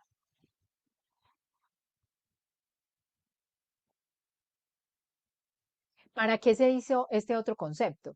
Porque es que nos encontrábamos dentro de las compañías y cuando la persona natural consulta la información, que ella tenía un valor de devengo de intereses, pero era un apuntado, nunca lo había recibido. Y entonces la DIAN se lo colocaba ya como un ingreso. No, necesitamos saber con personas naturales y con estos conceptos realmente qué recibió la persona natural. Entonces, ¿cómo lo sabemos? Por favor, cuénteme el valor pagado. Entonces, ¿usted dónde encuentra el valor pagado? El valor pagado usted no lo encuentra en las cuentas de costos y deducciones. El valor pagado usted lo encuentra por movimiento de la cuenta pasiva. Entonces ahí se tiene que ir a ver la cuenta pasiva, qué fue lo que le pagó durante el periodo grabable y ahí lo reporta. También, muy importante, recuerde que las autorretenciones no se reportan por ningún lado. Ni en el formato 1001, porque hace rato salió un concepto que existía, ni en el formato 1003, porque en el 1003 nos está diciendo el encabezado, debemos reportar a los terceros que nos practicaron retención. Y autorretención no fue un tercero que me hizo, sino que por alguna aplicación de la norma yo tengo que hacer autorretención, que ya somos la mayoría pues de personas jurídicas que tienen que hacer autorretención. Entonces no se preocupe, eso no le va a coincidir, no le va a coincidir con toda esa información que usted concilia. La DIAN, ¿cómo sabe este tema? Pues si usted está ante un proceso de evolución, la DIAN verifica para el tema de evolución de retenciones en renta o del saldo en renta esas autorretenciones. Entonces, para la DIAN es muy fácil coger formulario 350, los campos de autorretenciones, sumar y me dice, usted sí pagó o no pagó las autorretenciones, tiene derecho o no tiene derecho. Entonces, es muy fácil cruzar. También la DIAN ha utilizado mucho este tema de autorretenciones, valga el bache en este momento, para cruzar a las personas jurídicas y donde le está diciendo, venga, usted en la declaración de renta tiene ingresos por renta ordinaria de tanto, persona jurídica, y tiene ingresos por ganancias ocasionales de tanto. Yo estoy viendo las bases de autorretenciones sumando sus 12 formularios 350 y no me coinciden los ingresos por los cuales usted pagó autorretención. Por favor, cuénteme qué fue lo que pasó. Entonces usted ya tiene que contar qué fue lo que pasó. Si le toca corregir la declaración de retención o explicarle a la DIAN que era un ingreso que no estaba sometido a autorretención. Hemos concluido el formato 1001, la madre, ese sustancioso que nos alberga a todos. Nos vamos a ir pasito por pasito como a unos detalles de los otros formatos. Marcela nos decía, vea, este formato 1010 se quedó como muerto durante mucho tiempo en una información que no le decía nada a la administración de impuestos, porque nos decía, repórteme el valor intrínseco fiscal del patrimonio de este personaje, entonces uno se iba al patrimonio de la declaración de renta, número de acciones, usted cuánto le toca y colocaba ahí esa información, los que superaran los 3 millones de pesos. Pero eso no decía nada, porque no le decía ni el valor de adquisición ni el valor por el cual está reportando la persona natural. El cambio, que fue con la información del 2021, Tampoco le está diciendo nada a la DIAN, porque ¿qué nos está pidiendo en este cambio? Venga, repórteme ese valor del aporte que tiene esa persona natural, el total de la inversión, aporte o derecho social efectuada y acumulada a diciembre 31 del año que usted va a reportar. Entonces, dígame cuánto invirtió. Ese dígame cuánto invirtió no va a casar nunca por cuánto está declarando la persona natural, porque yo invierto inicialmente mi costo, mi valor patrimonial es el costo de adquisición, pero yo tengo opción de reajustarlo. Entonces yo puede que elija reajustarlo y eso no le va a casar con cuál fue mi valor de adquisición. Entonces, mi valor de adquisición, ¿a dónde me lleva? Yo tengo que ir a buscar esa expedición nominal de las acciones o ese primer momento donde esa persona natural adquirió las acciones. ¿Dónde lo tengo? En el libro de socios o en el libro de accionistas de la compañía, decir cuántos son los socios, cuál fue ese valor que pagó ese socio por capital, esa primera medida, ¿cierto? Por capital. Pero ¿qué pasa? De ahí tampoco queda la historia, porque puede que yo no sea el socio inicial de una compañía, pero a los 2 años le vendo las acciones a mi amigo y se la vendo por otro valor. Y la compañía únicamente registra, cambié las acciones de Pedrito Pérez, que valían 10 millones, tiene 10 millones de pesos Ángela Mesa. Puede que yo las hubiera adquirido por otro valor, pero usted, compañía, no tiene que ir a conocer la negociación privada de las otras personas. Usted simplemente dice, yo tengo los mismos 10 millones de pesos que tenía el dueño uno de las acciones. Pero viene otro mundo. Cuando yo en la compañía me encuentro que es que no solamente hay capital aportado, sino hay prima. Entonces yo tengo que ir a analizar con ojito esa prima que corresponde. ¿Cuándo fue el registro contable de la prima? ¿Cuál es la contrapartida de la prima? ¿O qué se dio con esa prima? Ah, que fue un socio que llegó y aportó a la compañía la maquinaria, que era muy buena la maquinaria, con la cual estamos desarrollando nuevos productos. Entonces le dijimos, colóquela, apórtela en la compañía y le damos prima. Entonces, ese que aporta el bien, que fue parte de la prima, es el que le tengo que colocar ese costo. La prima en colocación de acciones es costo para el que pagó, únicamente el que pagó la prima. Que colocó el terreno y se volvió prima. El terreno es de él y es para él únicamente. Entonces yo no puedo coger todo el patrimonio de la compañía con prima y decirlo, lo voy a dividir entre todos los que hay. No, usted tiene que analizar si tiene forma, si mi Dios le ayuda a encontrar, porque hay veces llegamos a las organizaciones y esa cuenta no está tan clara, pero vaya, busque dónde está esa información. Porque usted tiene que detallar muy bien o ir a analizar la cuenta de capital suscrito y pagado y esa prima, cuándo se dio origen y quién fue el que la aportó. ¿Por qué es importante esto? Me voy a volver aquí en un punto. Porque ahí sí, si yo tuve la inconsistencia, se me presentó la inconsistencia este año 2021 y se me olvidó este cambio y reporté teniendo en cuenta el patrimonio fiscal a un accionista, puede que le esté inflando el patrimonio y en cantidades exorbitantes. Entonces yo los invito a que miren las posibilidades de modificar esa información y la reducción para que tengan esa opción de no afectar, porque puede que la Administración de Impuestos empiece a hacer un programa de fiscalización a ese socio que le está diciendo, vea, su patrimonio sombra me da tanto. Entonces, para que usted ahorre ese proceso y el socio no venga y le diga, vea, usted cómo me reportó toda esta información, si esa no es la verdad. Tenemos otro formato, 1003. Es un formato muy rico porque aparte de que si usted tiene muchas retenciones en la fuente, muchos certificados, el formato es grande, ese le va dando una mira y le permite auditar la parte de los ingresos. O también le permite, en ocasiones, cuando nosotros recibimos los certificados de retención, tenemos que auditar a los otros que me dieron el certificado, porque puede que usted diga, aquí veo que cumple, pero mañana cuando usted presente una solicitud de devolución, hoy no lo tenemos que presentar los certificados. Tenemos que contar quién nos hizo retención, pero la DIAN tiene la facultad de solicitarnos ese certificado de retención y entonces ese certificado de retención tiene que cumplir con lo establecido en la norma. Entonces, ¿qué tenemos que reportar en el formato 1003? En ese formato 1003 tenemos que reportar el valor del pago o aún en cuenta sujeto a retención, el devengo y la retención que le practican. Entonces, verifique con los certificados, verifique con esas bases que usted tiene en el formato 1007 que correspondan a lo mismo. Y recuerde, por favor, que si usted es una persona que le practicaron retenciones de IVA, que debe reportar dentro de este formato, el IVA generado no va por ninguna parte. Lo que le están pidiendo que reporte como base es el pago o abono en cuenta, la operación. Esa es la que le están diciendo, no el IVA generado, el cual fue sujeto a la retención de acuerdo a las normas del 15% en términos generales, ese no va por ninguna parte. Vean, el formato 1007 es un formato que nos aplica a todos, ingresos, y tiene también varios parágrafos, pero los tenemos que analizar con detalle. Este ya lo miramos ahorita cuando vimos las cuantías, pero repasemos. En el parágrafo primero le están diciendo, si usted tiene un programa de fidelización y por ese medio puede identificar a su cliente, lo tiene que reportar. No se quede tranquilo utilizando las cuantías menores. Si usted lo único que tiene es un post que por ninguna parte tiene terceros y no tiene programas de fidelización, usted puede utilizar cuantías menores sin ningún problema. Vea, si uno hace una lectura y muchas preguntas, de pronto varios preguntan, Ángela Mesa, es que, ¿cómo nos vienen a decir que en contratos de colaboración empresarial, si yo no estoy obligado a reportar, no reporto esa información en el formato 1007, si yo hago lectura del artículo 19 en la resolución, por allá en el formato 1007, nos siguen diciendo en el parágrafo 3 y parágrafo 4 que reporten esas columnas y yo abro el prevalidador y tiene esas columnas de los contratos de colaboración y los conceptos. ¿Yo qué hago? Entonces le estamos diciendo, no, ignore, vea, ignore el parágrafo 3 y el parágrafo 4 del artículo 19. ¿Por qué? Porque viene un artículo posterior que sustituye esta aplicación, que es el artículo 27 de los contratos de colaboración, donde le están diciendo, usted no reporta. Entonces usted ignore eso y reporte los otros. Bueno. Entonces, digamos que será el abrebocas, a ver cómo es los aspectos importantes que yo tengo que tener en cuenta.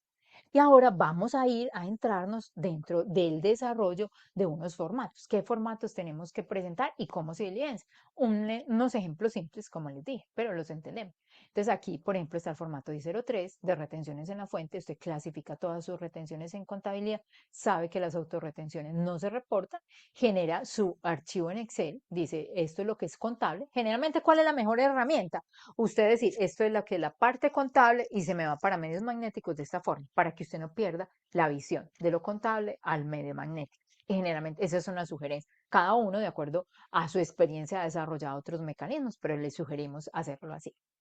¿Cuál es la mejor forma de uno ir conciliando las cuentas? Concepto por concepto, irlo conciliando. No todo un grupo, porque de pronto el grupo se nos vuelve un poco más complejo. No, concepto por concepto y lo va haciendo. Entonces aquí miramos pues cómo es el detalle, los encabezados y vamos y lo presentamos. Así copiaríamos este formato 1003.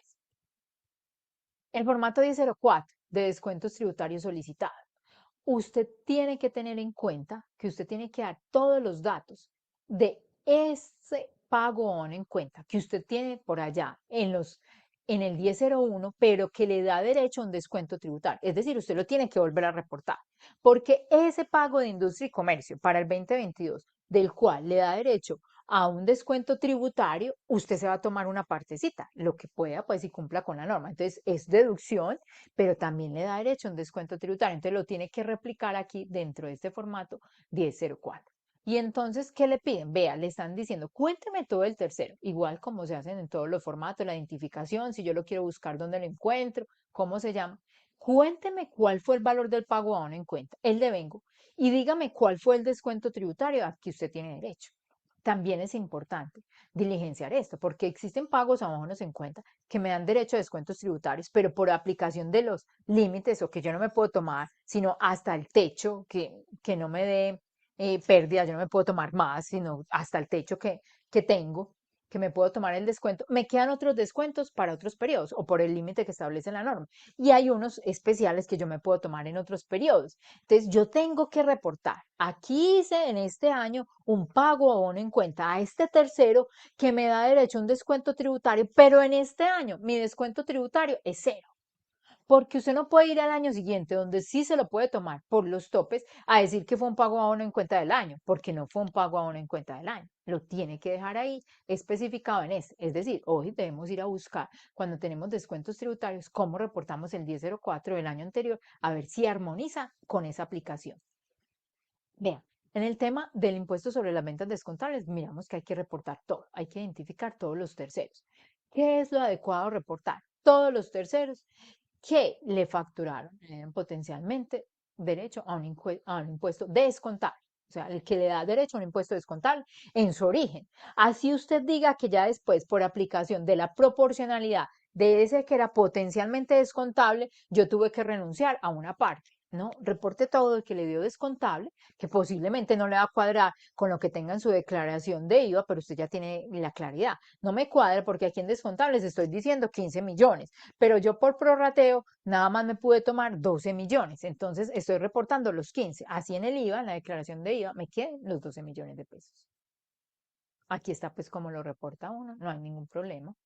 Vea las cuentas por cobrar y a renglón seguido las cuentas por pagar, que es el mismo tope, usted igual las clasifica. Entonces aquí suma estas cuentas, el de la DIAN, hay que reportarlo por tercero, este no me cumple, entonces lo identifico así como cuantías menores. Entonces ese no me cumple, cuantías menores y dejo el esquema. Aquí tenemos los pasivos, igual, estos pasivos los clasifico, identifico cuál reporto como tercero y cuál no. ¿Listo? Entonces digamos que es muy similar y dejo mi herramienta de trabajo, mi Excel. Viene unos conceptos muy importantes o un formato, el 1011, que este formato 1011 casi que es uno revisarse internamente en su declaración de renta. Y entonces, ¿cómo que revisarse? Él le está preguntando, usted que me tomó en renta, venga, dígame algunos conceptos específicos de renta que yo quiero mirar es valores totales. Entonces, ¿qué es importante? Este formato ha ido creciendo. Aquí tenemos varios conceptos nuevos. Si ustedes miran dentro de los códigos, esta parte inferior son unos nuevos conceptos.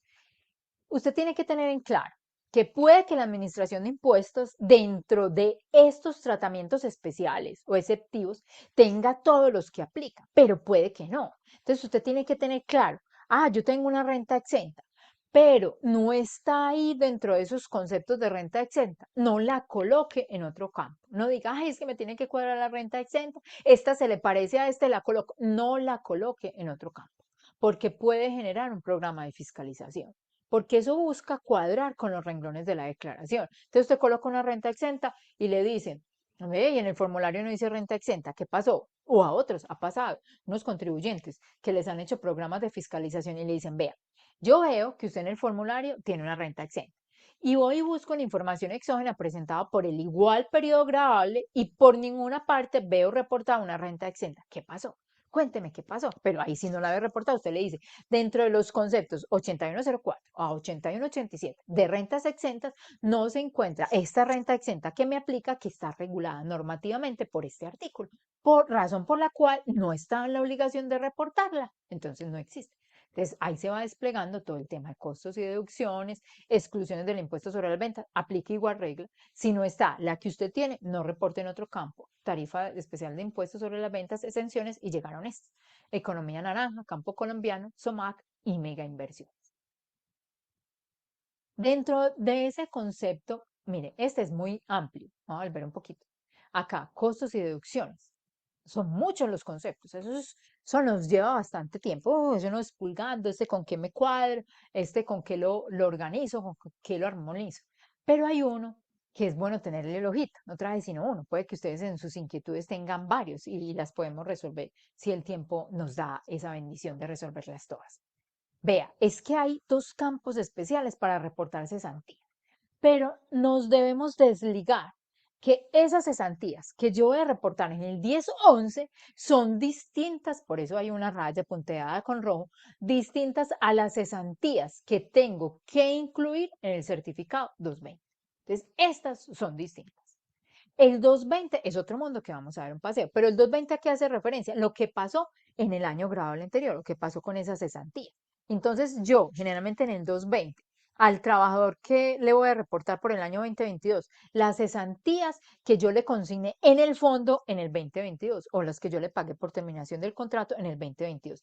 Y esas cesantías que yo le consigné en el fondo al trabajador en febrero del 2022 corresponden a unas cesantías que él tenía derecho en el 2021 y que en el 2021 la compañía reportó por aplicación del artículo 110. Y entonces ese es en el concepto 8279, que son las cesantías a que usted tiene derecho que se denominan consolidadas en aplicación del artículo 110. ¿Listo? Que dentro del año tenga gravable y están reconocidos irrevocablemente en favor de los trabajadores.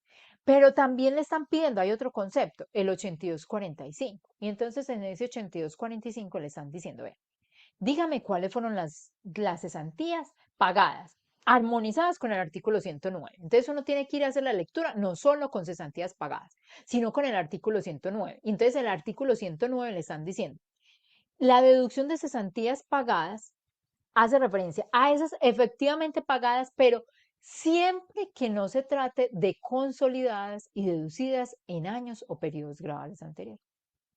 Si yo voy a reportar a una persona natural obligada por caja, ella evidentemente tiene las cesantías pagadas porque ella no tiene que hacer un reconocimiento contable de la obligación en favor del trabajador. Entonces irían acá. Pero si yo estoy hablando de una sociedad, yo dejo reconocidas por el artículo 110 mis cesantías, son gastos de cesantías en el año que reporten el 8279. Y entonces, ¿cuáles se me van para las pagadas?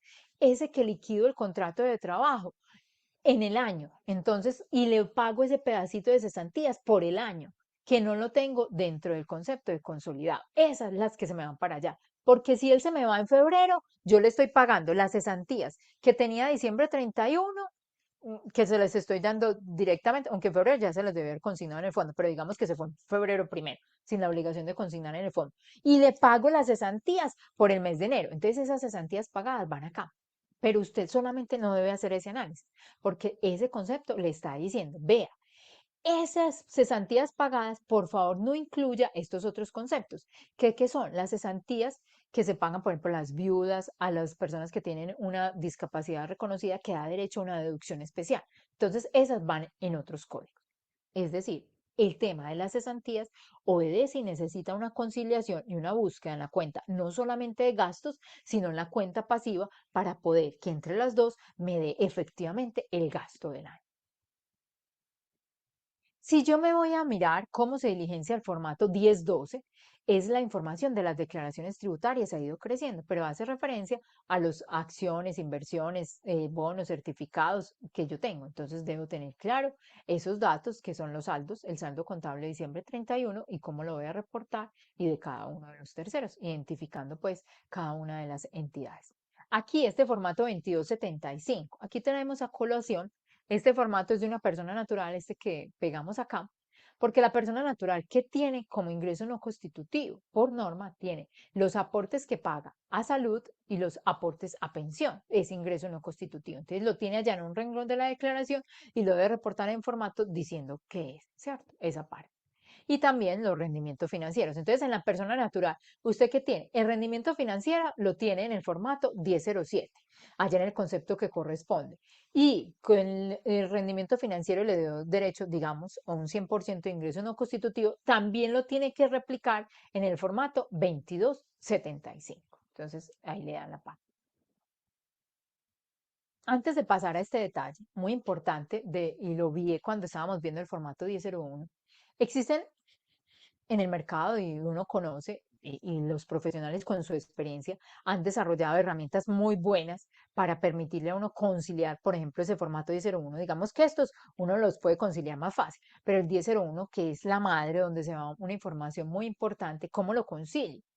Si usted es ameno a esa conciliación, a ese formato, utilícelo.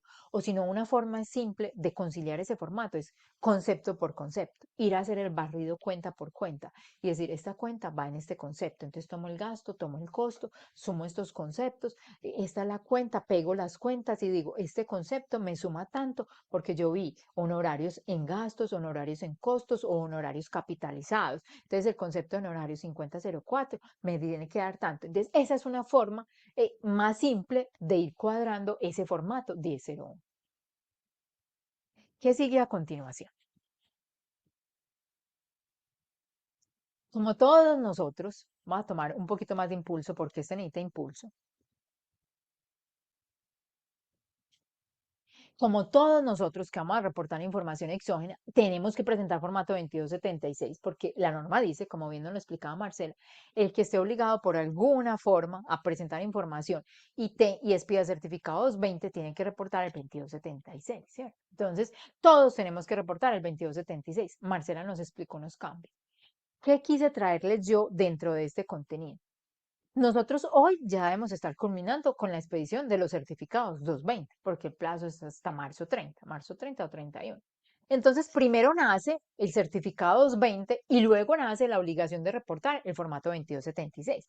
Entonces, quise traer a colación, no todos los campos, porque hay campos que están iguales, tienen casillas distintas, pero la descripción es igual, tanto en el certificado 220 como en el formato 2276, sino que quise traer a colación, mirando solo la elaboración del 2276, de dónde saco la información diferente en el formato 220. Es decir, si no está en un mismo renglón, no tiene la misma descripción, yo cómo la obtengo, de dónde voy y la busco en el certificado 220, diciendo algo muy importante.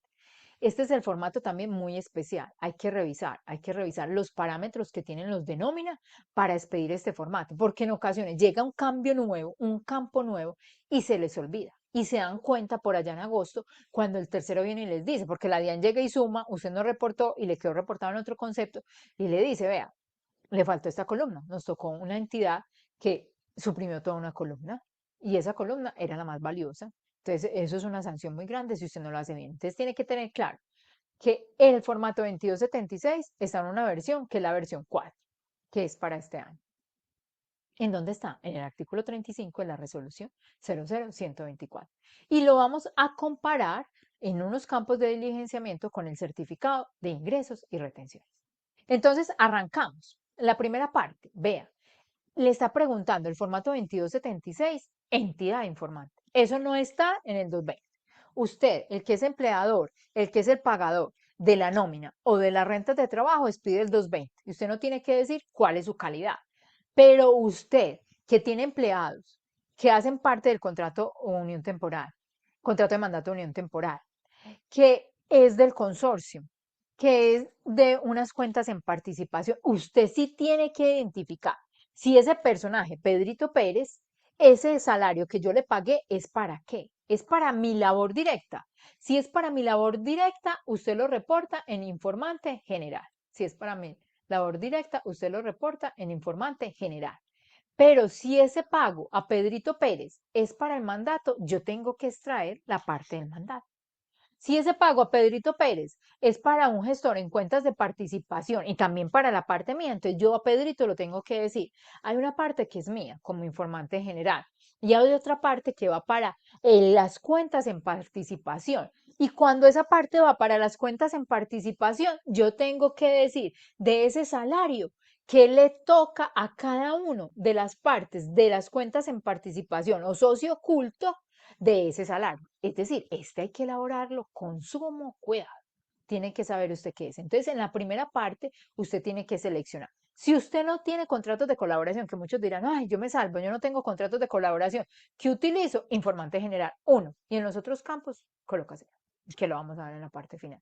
Si usted tiene estos otros, tiene que ir a detallar cada uno en estos otros conceptos. Vean, en el formato 2276 hay una casilla, que es la 4, que se llama ubicación del beneficiario. Beneficiario del pago, ¿dónde está ubicado? En el certificado 20 no decimos la dirección de ese beneficiario del pago. En el 2276 sí hay que decirlo. Entonces tenemos que saber en nuestra base de datos, ir a buscar esos datos de dirección de ese empleado. También, ¿qué le está diciendo la norma? Vea, yo necesito que me cuente, en el formato 2276 está separadito los pagos por salarios y otros que se llaman pagos por emolumentos eclesiásticos. Si yo hoy me fijo en el certificado 220, todos están en un mismo renglón, en el renglón 36, pagos por salarios o emolumentos eclesiásticos. Entonces, ¿qué tengo que hacer? Yo me tengo que ir a ese renglón 36 o mejor a mi contabilidad. Si tengo dentro de mi contabilidad pagos por emolumentos eclesiásticos, separarlos porque unos son salarios y otros son emolumentos. ¿Y qué es importante? Que yo tengo que tener en mi formato 2276 esta columna. Si yo no pago emolumentos eclesiásticos, toda esta columna irá en cero, pero la tengo que tener porque si la suprimo, altero el resultado de la información que se está reportando. Llegan otros campos, el renglón 7 y el renglón 8 dentro del formato 2276. ¿Y qué le están pidiendo? Usted tiene que separar y tenemos que recordar algo. El certificado 220 habla de lo que constituye ingreso para el trabajador. Entonces, usted su primera clasificación va, sirva este bachecito acá. Su primera clasificación para expedir el certificado 220, es decir, es ingreso para el trabajador. Usted eso es su primera base. Si no es ingreso para el trabajador, no pasó por 220 y nunca va a pasar por formato 2276. Entonces usted se tiene que preguntar, ¿es ingreso para el trabajo? Si es ingreso para el trabajo, va en 220 y va en formato 2276. Bueno, entonces, ¿qué le están diciendo? Vea, en el formato 2276 necesitamos un detalle de los pagos realizados con bonos electrónicos, de papel, servicios, cheques, vales y tarjetas. Pero también hay otro detalle. Vea, yo necesito el valor del exceso de los pagos por alimentación mayores a 41 VT que dan un tratamiento especial que está establecido en el artículo 387-1 del Estatuto Tributario. ¿Y qué pasa? Si yo hoy me fijo en el certificado 220, esta información está contenida toda en el renglón 37. Aquí, en estos pagos realizados con bonos, está toda esta información. Entonces yo tengo que ir a desagregar y saber cuál corresponde a esa y cuál me cumple con que sean mayores a las 41 VTs. Vea, hay un campo que le están diciendo, yo necesito saber en el certificado, o mejor en el reporte de información exógena, formato 2276, el valor de los apoyos económicos no reembolsables o condonados entregados por el Estado o financiados con recursos públicos para financiar programas educativos. Más adelante hay una diapositiva que nos dice qué es esto. Pero en el certificado 220 eso no va por ninguna parte. Entonces usted se tiene que ir a preguntar si en la compañía existe esta información. Si existe, la reporto. O si no, tengo que reportar cero dentro de ese campo. ¿Qué pasa? En el formato 2276, el tema de cesantías el año pasado era distinto. Hoy ya están armonizando dos renglones, son muy parecidos, tienen dos renglones igual. Pero en el formato 2276 nos están trayendo otro renglón aparte que hace referencia al auxilio de cesantías reconocidos a trabajadores de régimen tradicional, los que no se acogieron a la ley 100, ¿cierto? Entonces nos están diciendo, cuénteme cuáles son esas cesantías. ¿Y cuáles son esas cesantías? El pasivo que se le incrementa a ese trabajador durante el año. Y entonces usted dónde lo tiene en el certificado 220. En el certificado 220 solamente hay un renglón para las cesantías.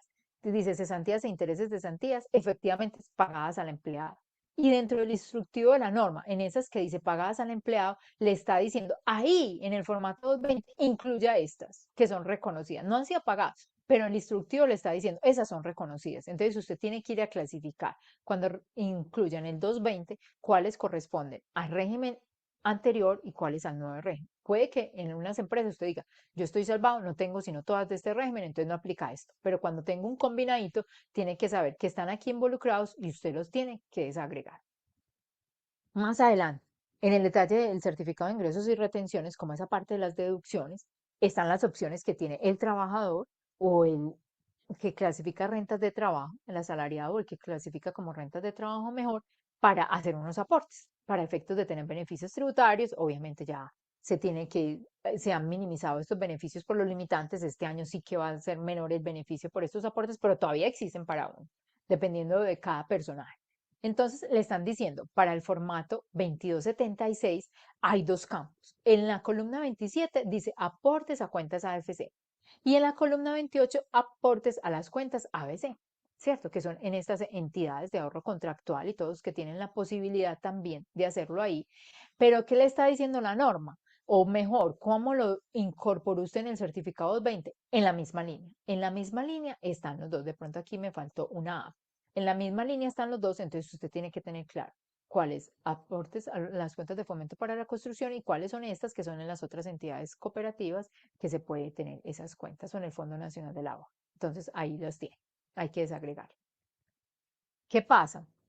Si recordamos, cuando nosotros expedíamos el certificado 220 y presentamos el formato 2276 para aquellos profesionales que eran responsables del IVA y tenían rentas de trabajo, como esos IVAs, cuando era mayor valor del costo gasto para la compañía, dependiendo del tratamiento, yo tenía que ir a reportar ese IVA y esa retención en la fuente por allá en el formato 1001, en el concepto 5016, sin tener base, iba y reportaba para que me coincidieran esos valores.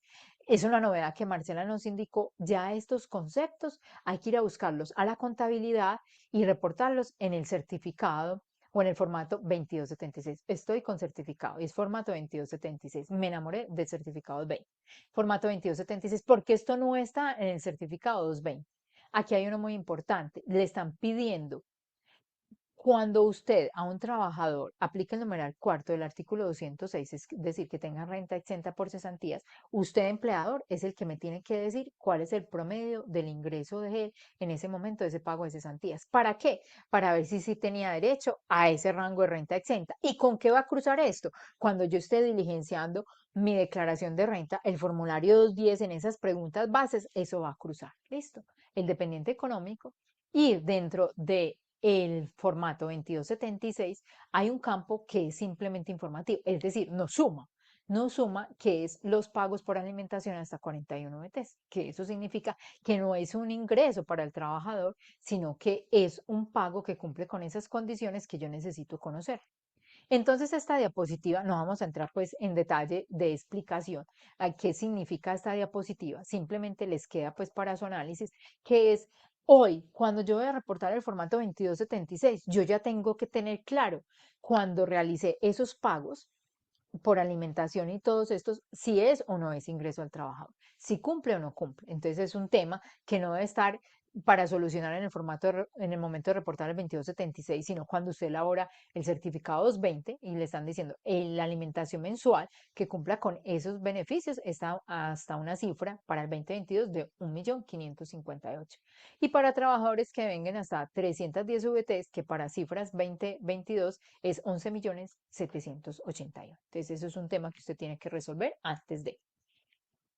Los apoyos económicos no reembolsables están establecidos en el artículo 46 del Estatuto Tributario y hace referencia a estas personas que estudian con un apoyo económico del Estado, entonces, que son los que necesitan ir a hacer unos programas en otros lados o aquí dentro del territorio nacional para llegar a otro nivel de conocimiento o de educación mejor. Entonces le están diciendo, vea, cuando condonen eso, esa condonación de ese apoyo económico es un ingreso no constitutivo de renta. Entonces, si esa persona hizo el trámite de gestionar todo este apoyo para estudiar dentro de la compañía, porque lo necesitaban para un nivel de investigación y desarrollo, y él fue el que les ayudó con el proyecto, es la compañía que debe reportar en el formato 2276 que se le condonó esa obligación. ¿Listo? ¿Qué más nos queda para ver de este formato? 2276. Mire, tiene unos campos que es cuando identifique el fideicomiso. Si usted no es la entidad fiduciaria que está reportando y que pagó los salarios, usted no tiene nada que ver con esto. Pero si usted es esa entidad fiduciaria, usted tiene que decir allá en tipo de informante, el primer campo, que es fideicomiso. Y tiene que identificar el fideicomiso con el número interno que tiene cada fideicomiso, con lo que lo clasifica y lo identifica. Para los demás es muy importante recordar, si yo estoy frente a esta casilla 36, estoy obligada a diligenciarla si estoy como un empleador dentro de los convenios de cooperación o los contratos de colaboración empresarial mejor. Yo soy el empleador, entonces yo selecciono por allá el tipo de convenio, tipo de contrato de colaboración empresarial y tengo que identificar el documento de identificación del participante en el contrato. Acá le voy a decir, yo pagué por ustedes su costo, este pedacito de nómina, es esta otra parte, entonces le voy diciendo cada uno de eso. Si usted no hace parte de eso, todo eso simplemente reporte como informante general el campo 1 y los demás campos en cero. Hemos hablado mucho, pero todavía faltan unos detalles importantes. En los contratos de colaboración empresarial que están regulados dentro de la resolución por allá, por el artículo 27 de esa resolución 00124, nos están diciendo, vea, recuerde que usted se tiene que analizar frente a esa resolución, ¿cierto? Ya Marcela nos explicó esta diapositiva, pues eso lo tiene dentro de las obligaciones, y es preguntarse, ¿usted quién es dentro de ese contrato? Porque hay unos formatos especiales. Y entonces, mire que la resolución le está diciendo que esta información que se reporta acá no debe ser reportada por los otros, los partícipes ocultos, consorciados, unidos temporalmente, mandantes, contratantes, asociados, ventures o demás partes del contrato. Entonces, hay que saber usted quién es. Entonces, dentro de los contratos de colaboración empresarial hay dos partes para efectos pues de información exógena. El que tiene la obligación de reportar y los otros. Entonces, los otros no hacen nada, pero los otros dejan la historia o dentro de su anexo dice, ingresos tanto, apenas estoy reportando 10, mis ingresos eran 150, apenas estoy reportando 10 porque los otros 140 los reporta el que tiene la obligación de reportar en los contratos de colaboración empresarial. Yo no hago nada. Y lo mismo en los costos. Mis costos fueron tantos. Tengo un administrador delegado por el cual me construyó un activo fijo. Yo le giré durante todo el año el activo fijo. Lo tengo identificado, ese administrador delegado. Usted no tiene que reportar esa información por más que la tenga en contabilidad reflejada ese, porque ese administrador delegado es el que tiene que reportar la información y él va a cumplir con todos los conceptos que para usted son pago aún en cuenta y dicen que son para usted. Entonces usted no lo reporte ahí, porque si lo reporta a él, es como si le hubiera dado un ingreso y usted no le dio un ingreso. Usted le dio los recursos que se habían convenido para que él ejecutara la obra, él le da su relación dentro del periodo adecuado, generalmente mensual o por lo menos 2 veces en el año, donde le dice ejecute esta obra y ahí tienen los terceros. Por más que dentro de estas relaciones de contratos de colaboración empresarial, por transparencia, a usted le relacionen uno a uno los terceros en los cuales se ve involucrados sus pagos a bonos en cuenta, esos ingresos, usted no es dueño de reportar esa información de los terceros, sino al que le corresponde, al otro tercero. Usted lo tiene ahí, pero no lo reporta. Entonces hay que saber quién es usted. Entonces usted tiene que decir, yo estoy en un contrato de mandato, ¿quién es el que reporta? ¿El mandatario o el contratista? Si estoy en un consorcio no temporal, el que expida la factura. En exploración y explotación de hidrocarburos, gases y carburos, ¿quién actuó como operador? Exploración, me dio risa como pronuncié, exploración y explotación de hidrocarburos, gases y minerales, quien actuó como operador o quien haga sus veces. En John Venture, los representantes o administradores. En cuentas en participación, el gestor. Y en convenios de cooperación con entidades públicas, los administradores del contrato. Entonces, ¿qué tenemos a colación? ¿Cómo hace uno para reportar esa información? Se va a ese artículo de la resolución y ya le están diciendo, vea, de acuerdo al tipo de contrato, usted me identifica el concepto. Y aquí se los clasifican. Entonces usted le dice, hay un concepto especial si el ingreso es por mandato, si es por consorcio no temporal, si es por John Venture, aquí van. Y aquí le dicen, hay un concepto especial para los activos y los pasivos. Estos son los conceptos de acuerdo a cada tipo de contrato. Y aquí está resaltadito el nuevo concepto que está dentro de estos formatos de colaboración empresarial, que es el 4090, que aplica para el formato de ingresos 5248, donde usted tiene que decir el valor de la retención trasladada al participante del contrato de colaboración con el concepto 4090. Y entonces, ¿qué pasa? Ustedes recibieron una archivo en Excel, lo vamos a mirar en un momentico. Yo tengo aquí un ejemplo. Somos nosotros, los de la compañía, tenemos un contrato de cuentas en participación. Aquí están los datos por cuánto participamos cada uno. Mis compañeras, nosotros estamos haciendo un contrato de colaboración y nos vamos a distribuir esos ingresos. ¿Cuáles ingresos? O este se resume. Uno mes a mes hace la liquidación y este se resumen de lo que hace. Voy a compartir el Excel. Me dicen si están viendo el Excel. Sí, Ángela, sí se ve. Ok, gracias. Entonces, miren aquí acá, estamos diciendo, estos son los ingresos. ¿Y por qué? Voy a mermarle como un poquitico aquí. Entonces yo tengo que decir, de este ingreso yo se lo distribuyo a cada uno de los miembros de ese contrato. Entonces aquí están todos los ingresos, fueron 35.500, que si yo sumo esta cifra me dan los mismos 35.500. A este le toca 15, a este le toca 12 y a este 700. Aquí también tengo detallado los costos y gastos. Entonces digo, estos costos y le toca a cada uno esa parte. Entonces, por consiguiente, usted tiene una utilidad, pero yo no reporto la utilidad. Yo tengo que reportar detallado el ingreso y el costo. Entonces vamos a ver la primera parte del ingreso, formato 5248. Entonces yo me voy al formato 5248. Entonces miren que aquí yo digo el concepto que es el que le corresponde, un tercero que me pagó, la platinera. Entonces como somos tres, yo lo tengo que reportar 3 veces. Distribuyo ese valor, vamos a ver, distribuyo ese valor, vea que coincide con esos, los 3 veces de la platinera. Entonces la platinera me suma estos 25 millones de pesos. Pero ¿qué es lo distinto? Yo aquí, en tipo de documento de participante, tengo que decir las cédulas de cada uno y hago el cruce. Vea, la platinera fueron los 25 millones de pesos. Entonces nos vamos, esa es la platinera, que es el arrendamiento de esta bodega plaza, 25 millones de pesos. Entonces yo lo tengo que hacer por cada uno de los terceros. Volvamos, otro tercero. Vea, Agrícola Santa Daniel. De Agrícola Santa Daniel, yo recibí ¿cuánto? La suma de estas tres partidas, recibí 10 millones de pesos, pero a uno le toca 4.500.000, al que se identifica con esta cédula, al otro le toca a este y al otro le toca a este. Entonces, ¿yo cuánto estoy sumando de todo? Los 10 millones de pesos. Y me cuadra, me cuadra. Recibimos unos rendimientos financieros. Entonces, estos rendimientos financieros fueron esta módica suma de 500.000. Para los tres, son ingresos para los tres en las proporciones que determina el contrato. Y entonces aquí cuadro, vea, 35.500.000, que es lo que tengo allá. Y aquí digo, para cada uno, ¿cuánto nos toca? Sumo.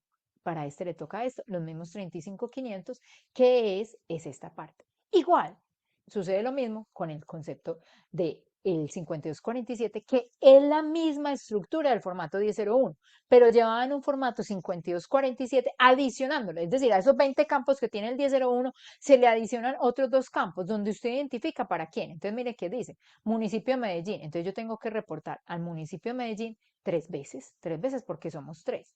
Entonces, lleno todos los campos, vea, con cero. Y ya digo, los que se adicionan son estos dos campos. Entonces yo digo, tipo de documento y la cédula de cada uno para decir a quién le corresponde.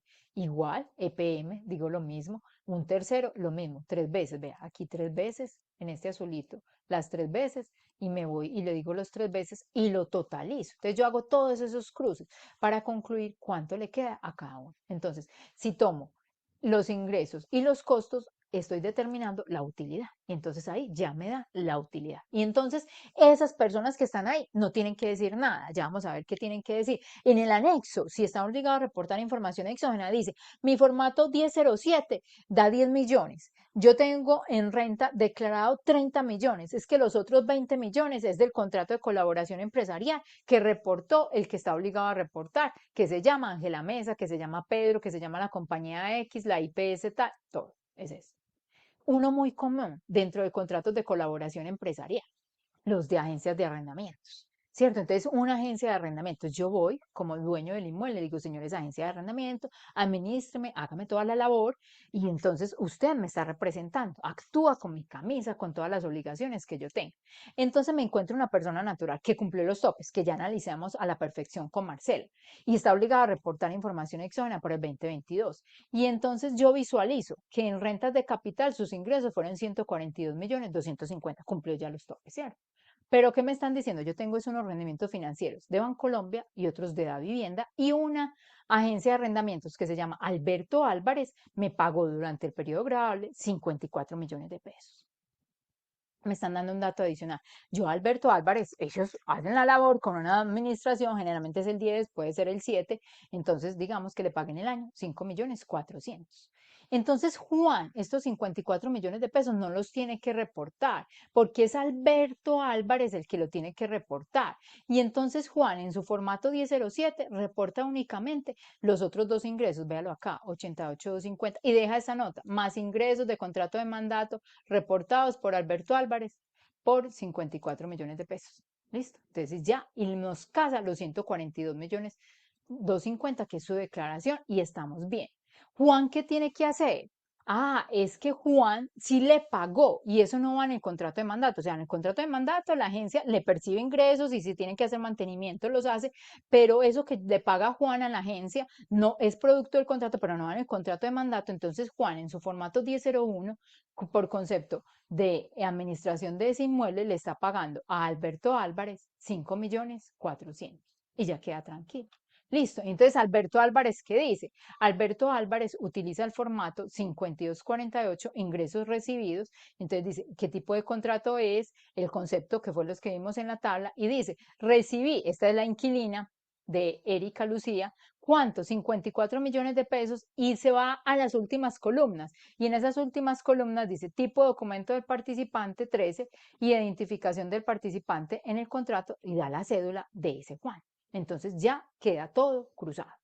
Muy importante este tema antes de irnos a la diapositiva final, y es que en ocasiones esta información no aparece de contratos de colaboración empresarial, no aparece cuando nosotros consultamos la información de los terceros. Cuando vamos allá a la DIAN, esa opción que nos presenta, que Marcela nos mostró por dónde se consultaba, no aparece, pero no quiere decir que la DIAN no la tenga, la DIAN la tiene, solo que no la coloca para que nosotros le hagamos ojito. Entonces no podemos estar tranquilos diciendo, no, es que esa agencia no reportó, ese otro no hizo lo suyo. No, no, todos hicieron eso. Cuando uno le solicita a la administración de impuestos toda esa consulta de información. No sé si recuerdan un programa de fiscalización o programas de cruces de control, llama la DIAN, en el año pasado, en el cual ella le estaba diciendo, vea, usted no me cruzan sus ingresos porque tiene un retiro de aportes, yo veo aquí otros cruces y no me dan, y uno se asustó, pero ¿dónde dio la DIAN esos ingresos? La DIAN tiene toda esa información guardadita, la de los bancos y de todos. Si usted se lo solicita a través de un PQSR con el propósito de darle respuesta a un programa de control, la DIAN le envía un archivo, que es una cantidad exorbitante de columnas, porque usted ve la información, por ejemplo, de los bancos, periodo por periodo, porque los bancos los tienen que reportar anual, pero por periodos mensuales, entonces la ve mensual. Las entidades de fondo de pensiones, usted ve toda esa información, pero ahí le sirve de cruce. Y es importante, les quería compartir, era por si de pronto en un cruce de terceros la DIAN le escribe y le dice, hay un ingreso que usted no tiene o un movimiento que no está, y usted cuando consultó el tercero no lo tiene, tiene la opción de decirle a la administración de impuestos que por favor le comparta toda la información de terceros que tiene para poder usted defenderse, abocando a su derecho a la debida defensa.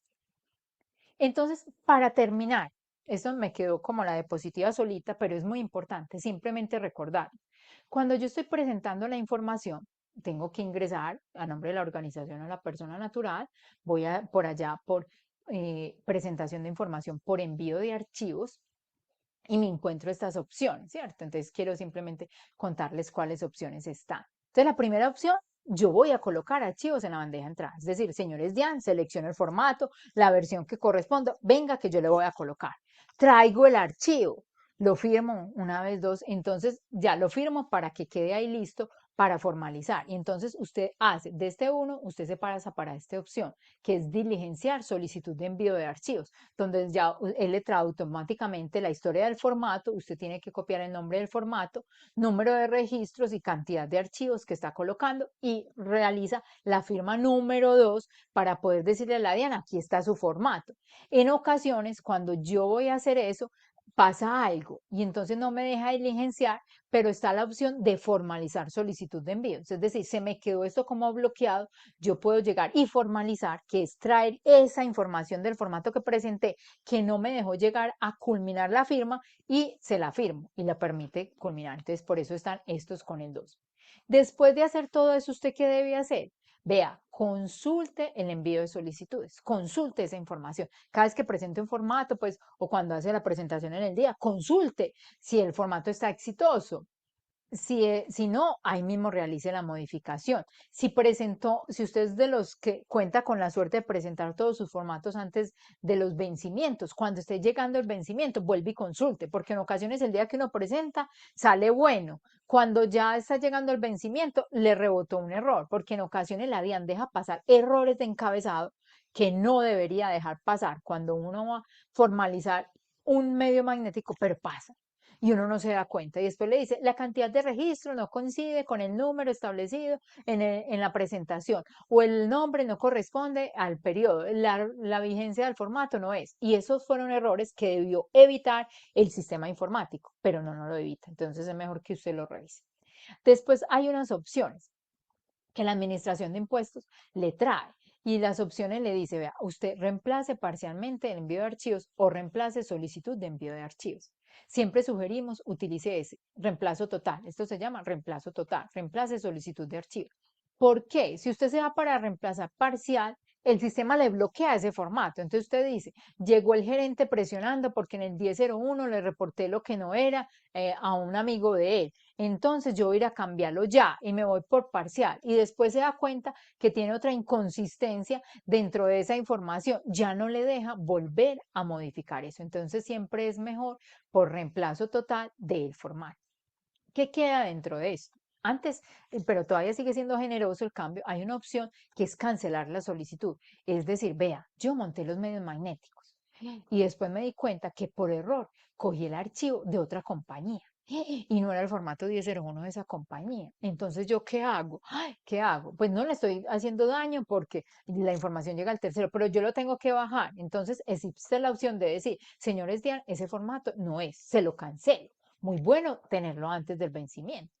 Y también después del vencimiento es bueno porque el porcentaje por el cual se calcula la sanción por corrección, aunque ya cambiaron, es más alto que por extemporáneo. Entonces usted puede decir, si es muy grande el formato, por ejemplo un 2276 que se me fue con locuras, yo prefiero decir que estoy extemporáneo a que lo voy a modificar, porque la modificación, la base para iniciar a calcular la sanción es más grande, pero extemporáneo es más pequeño.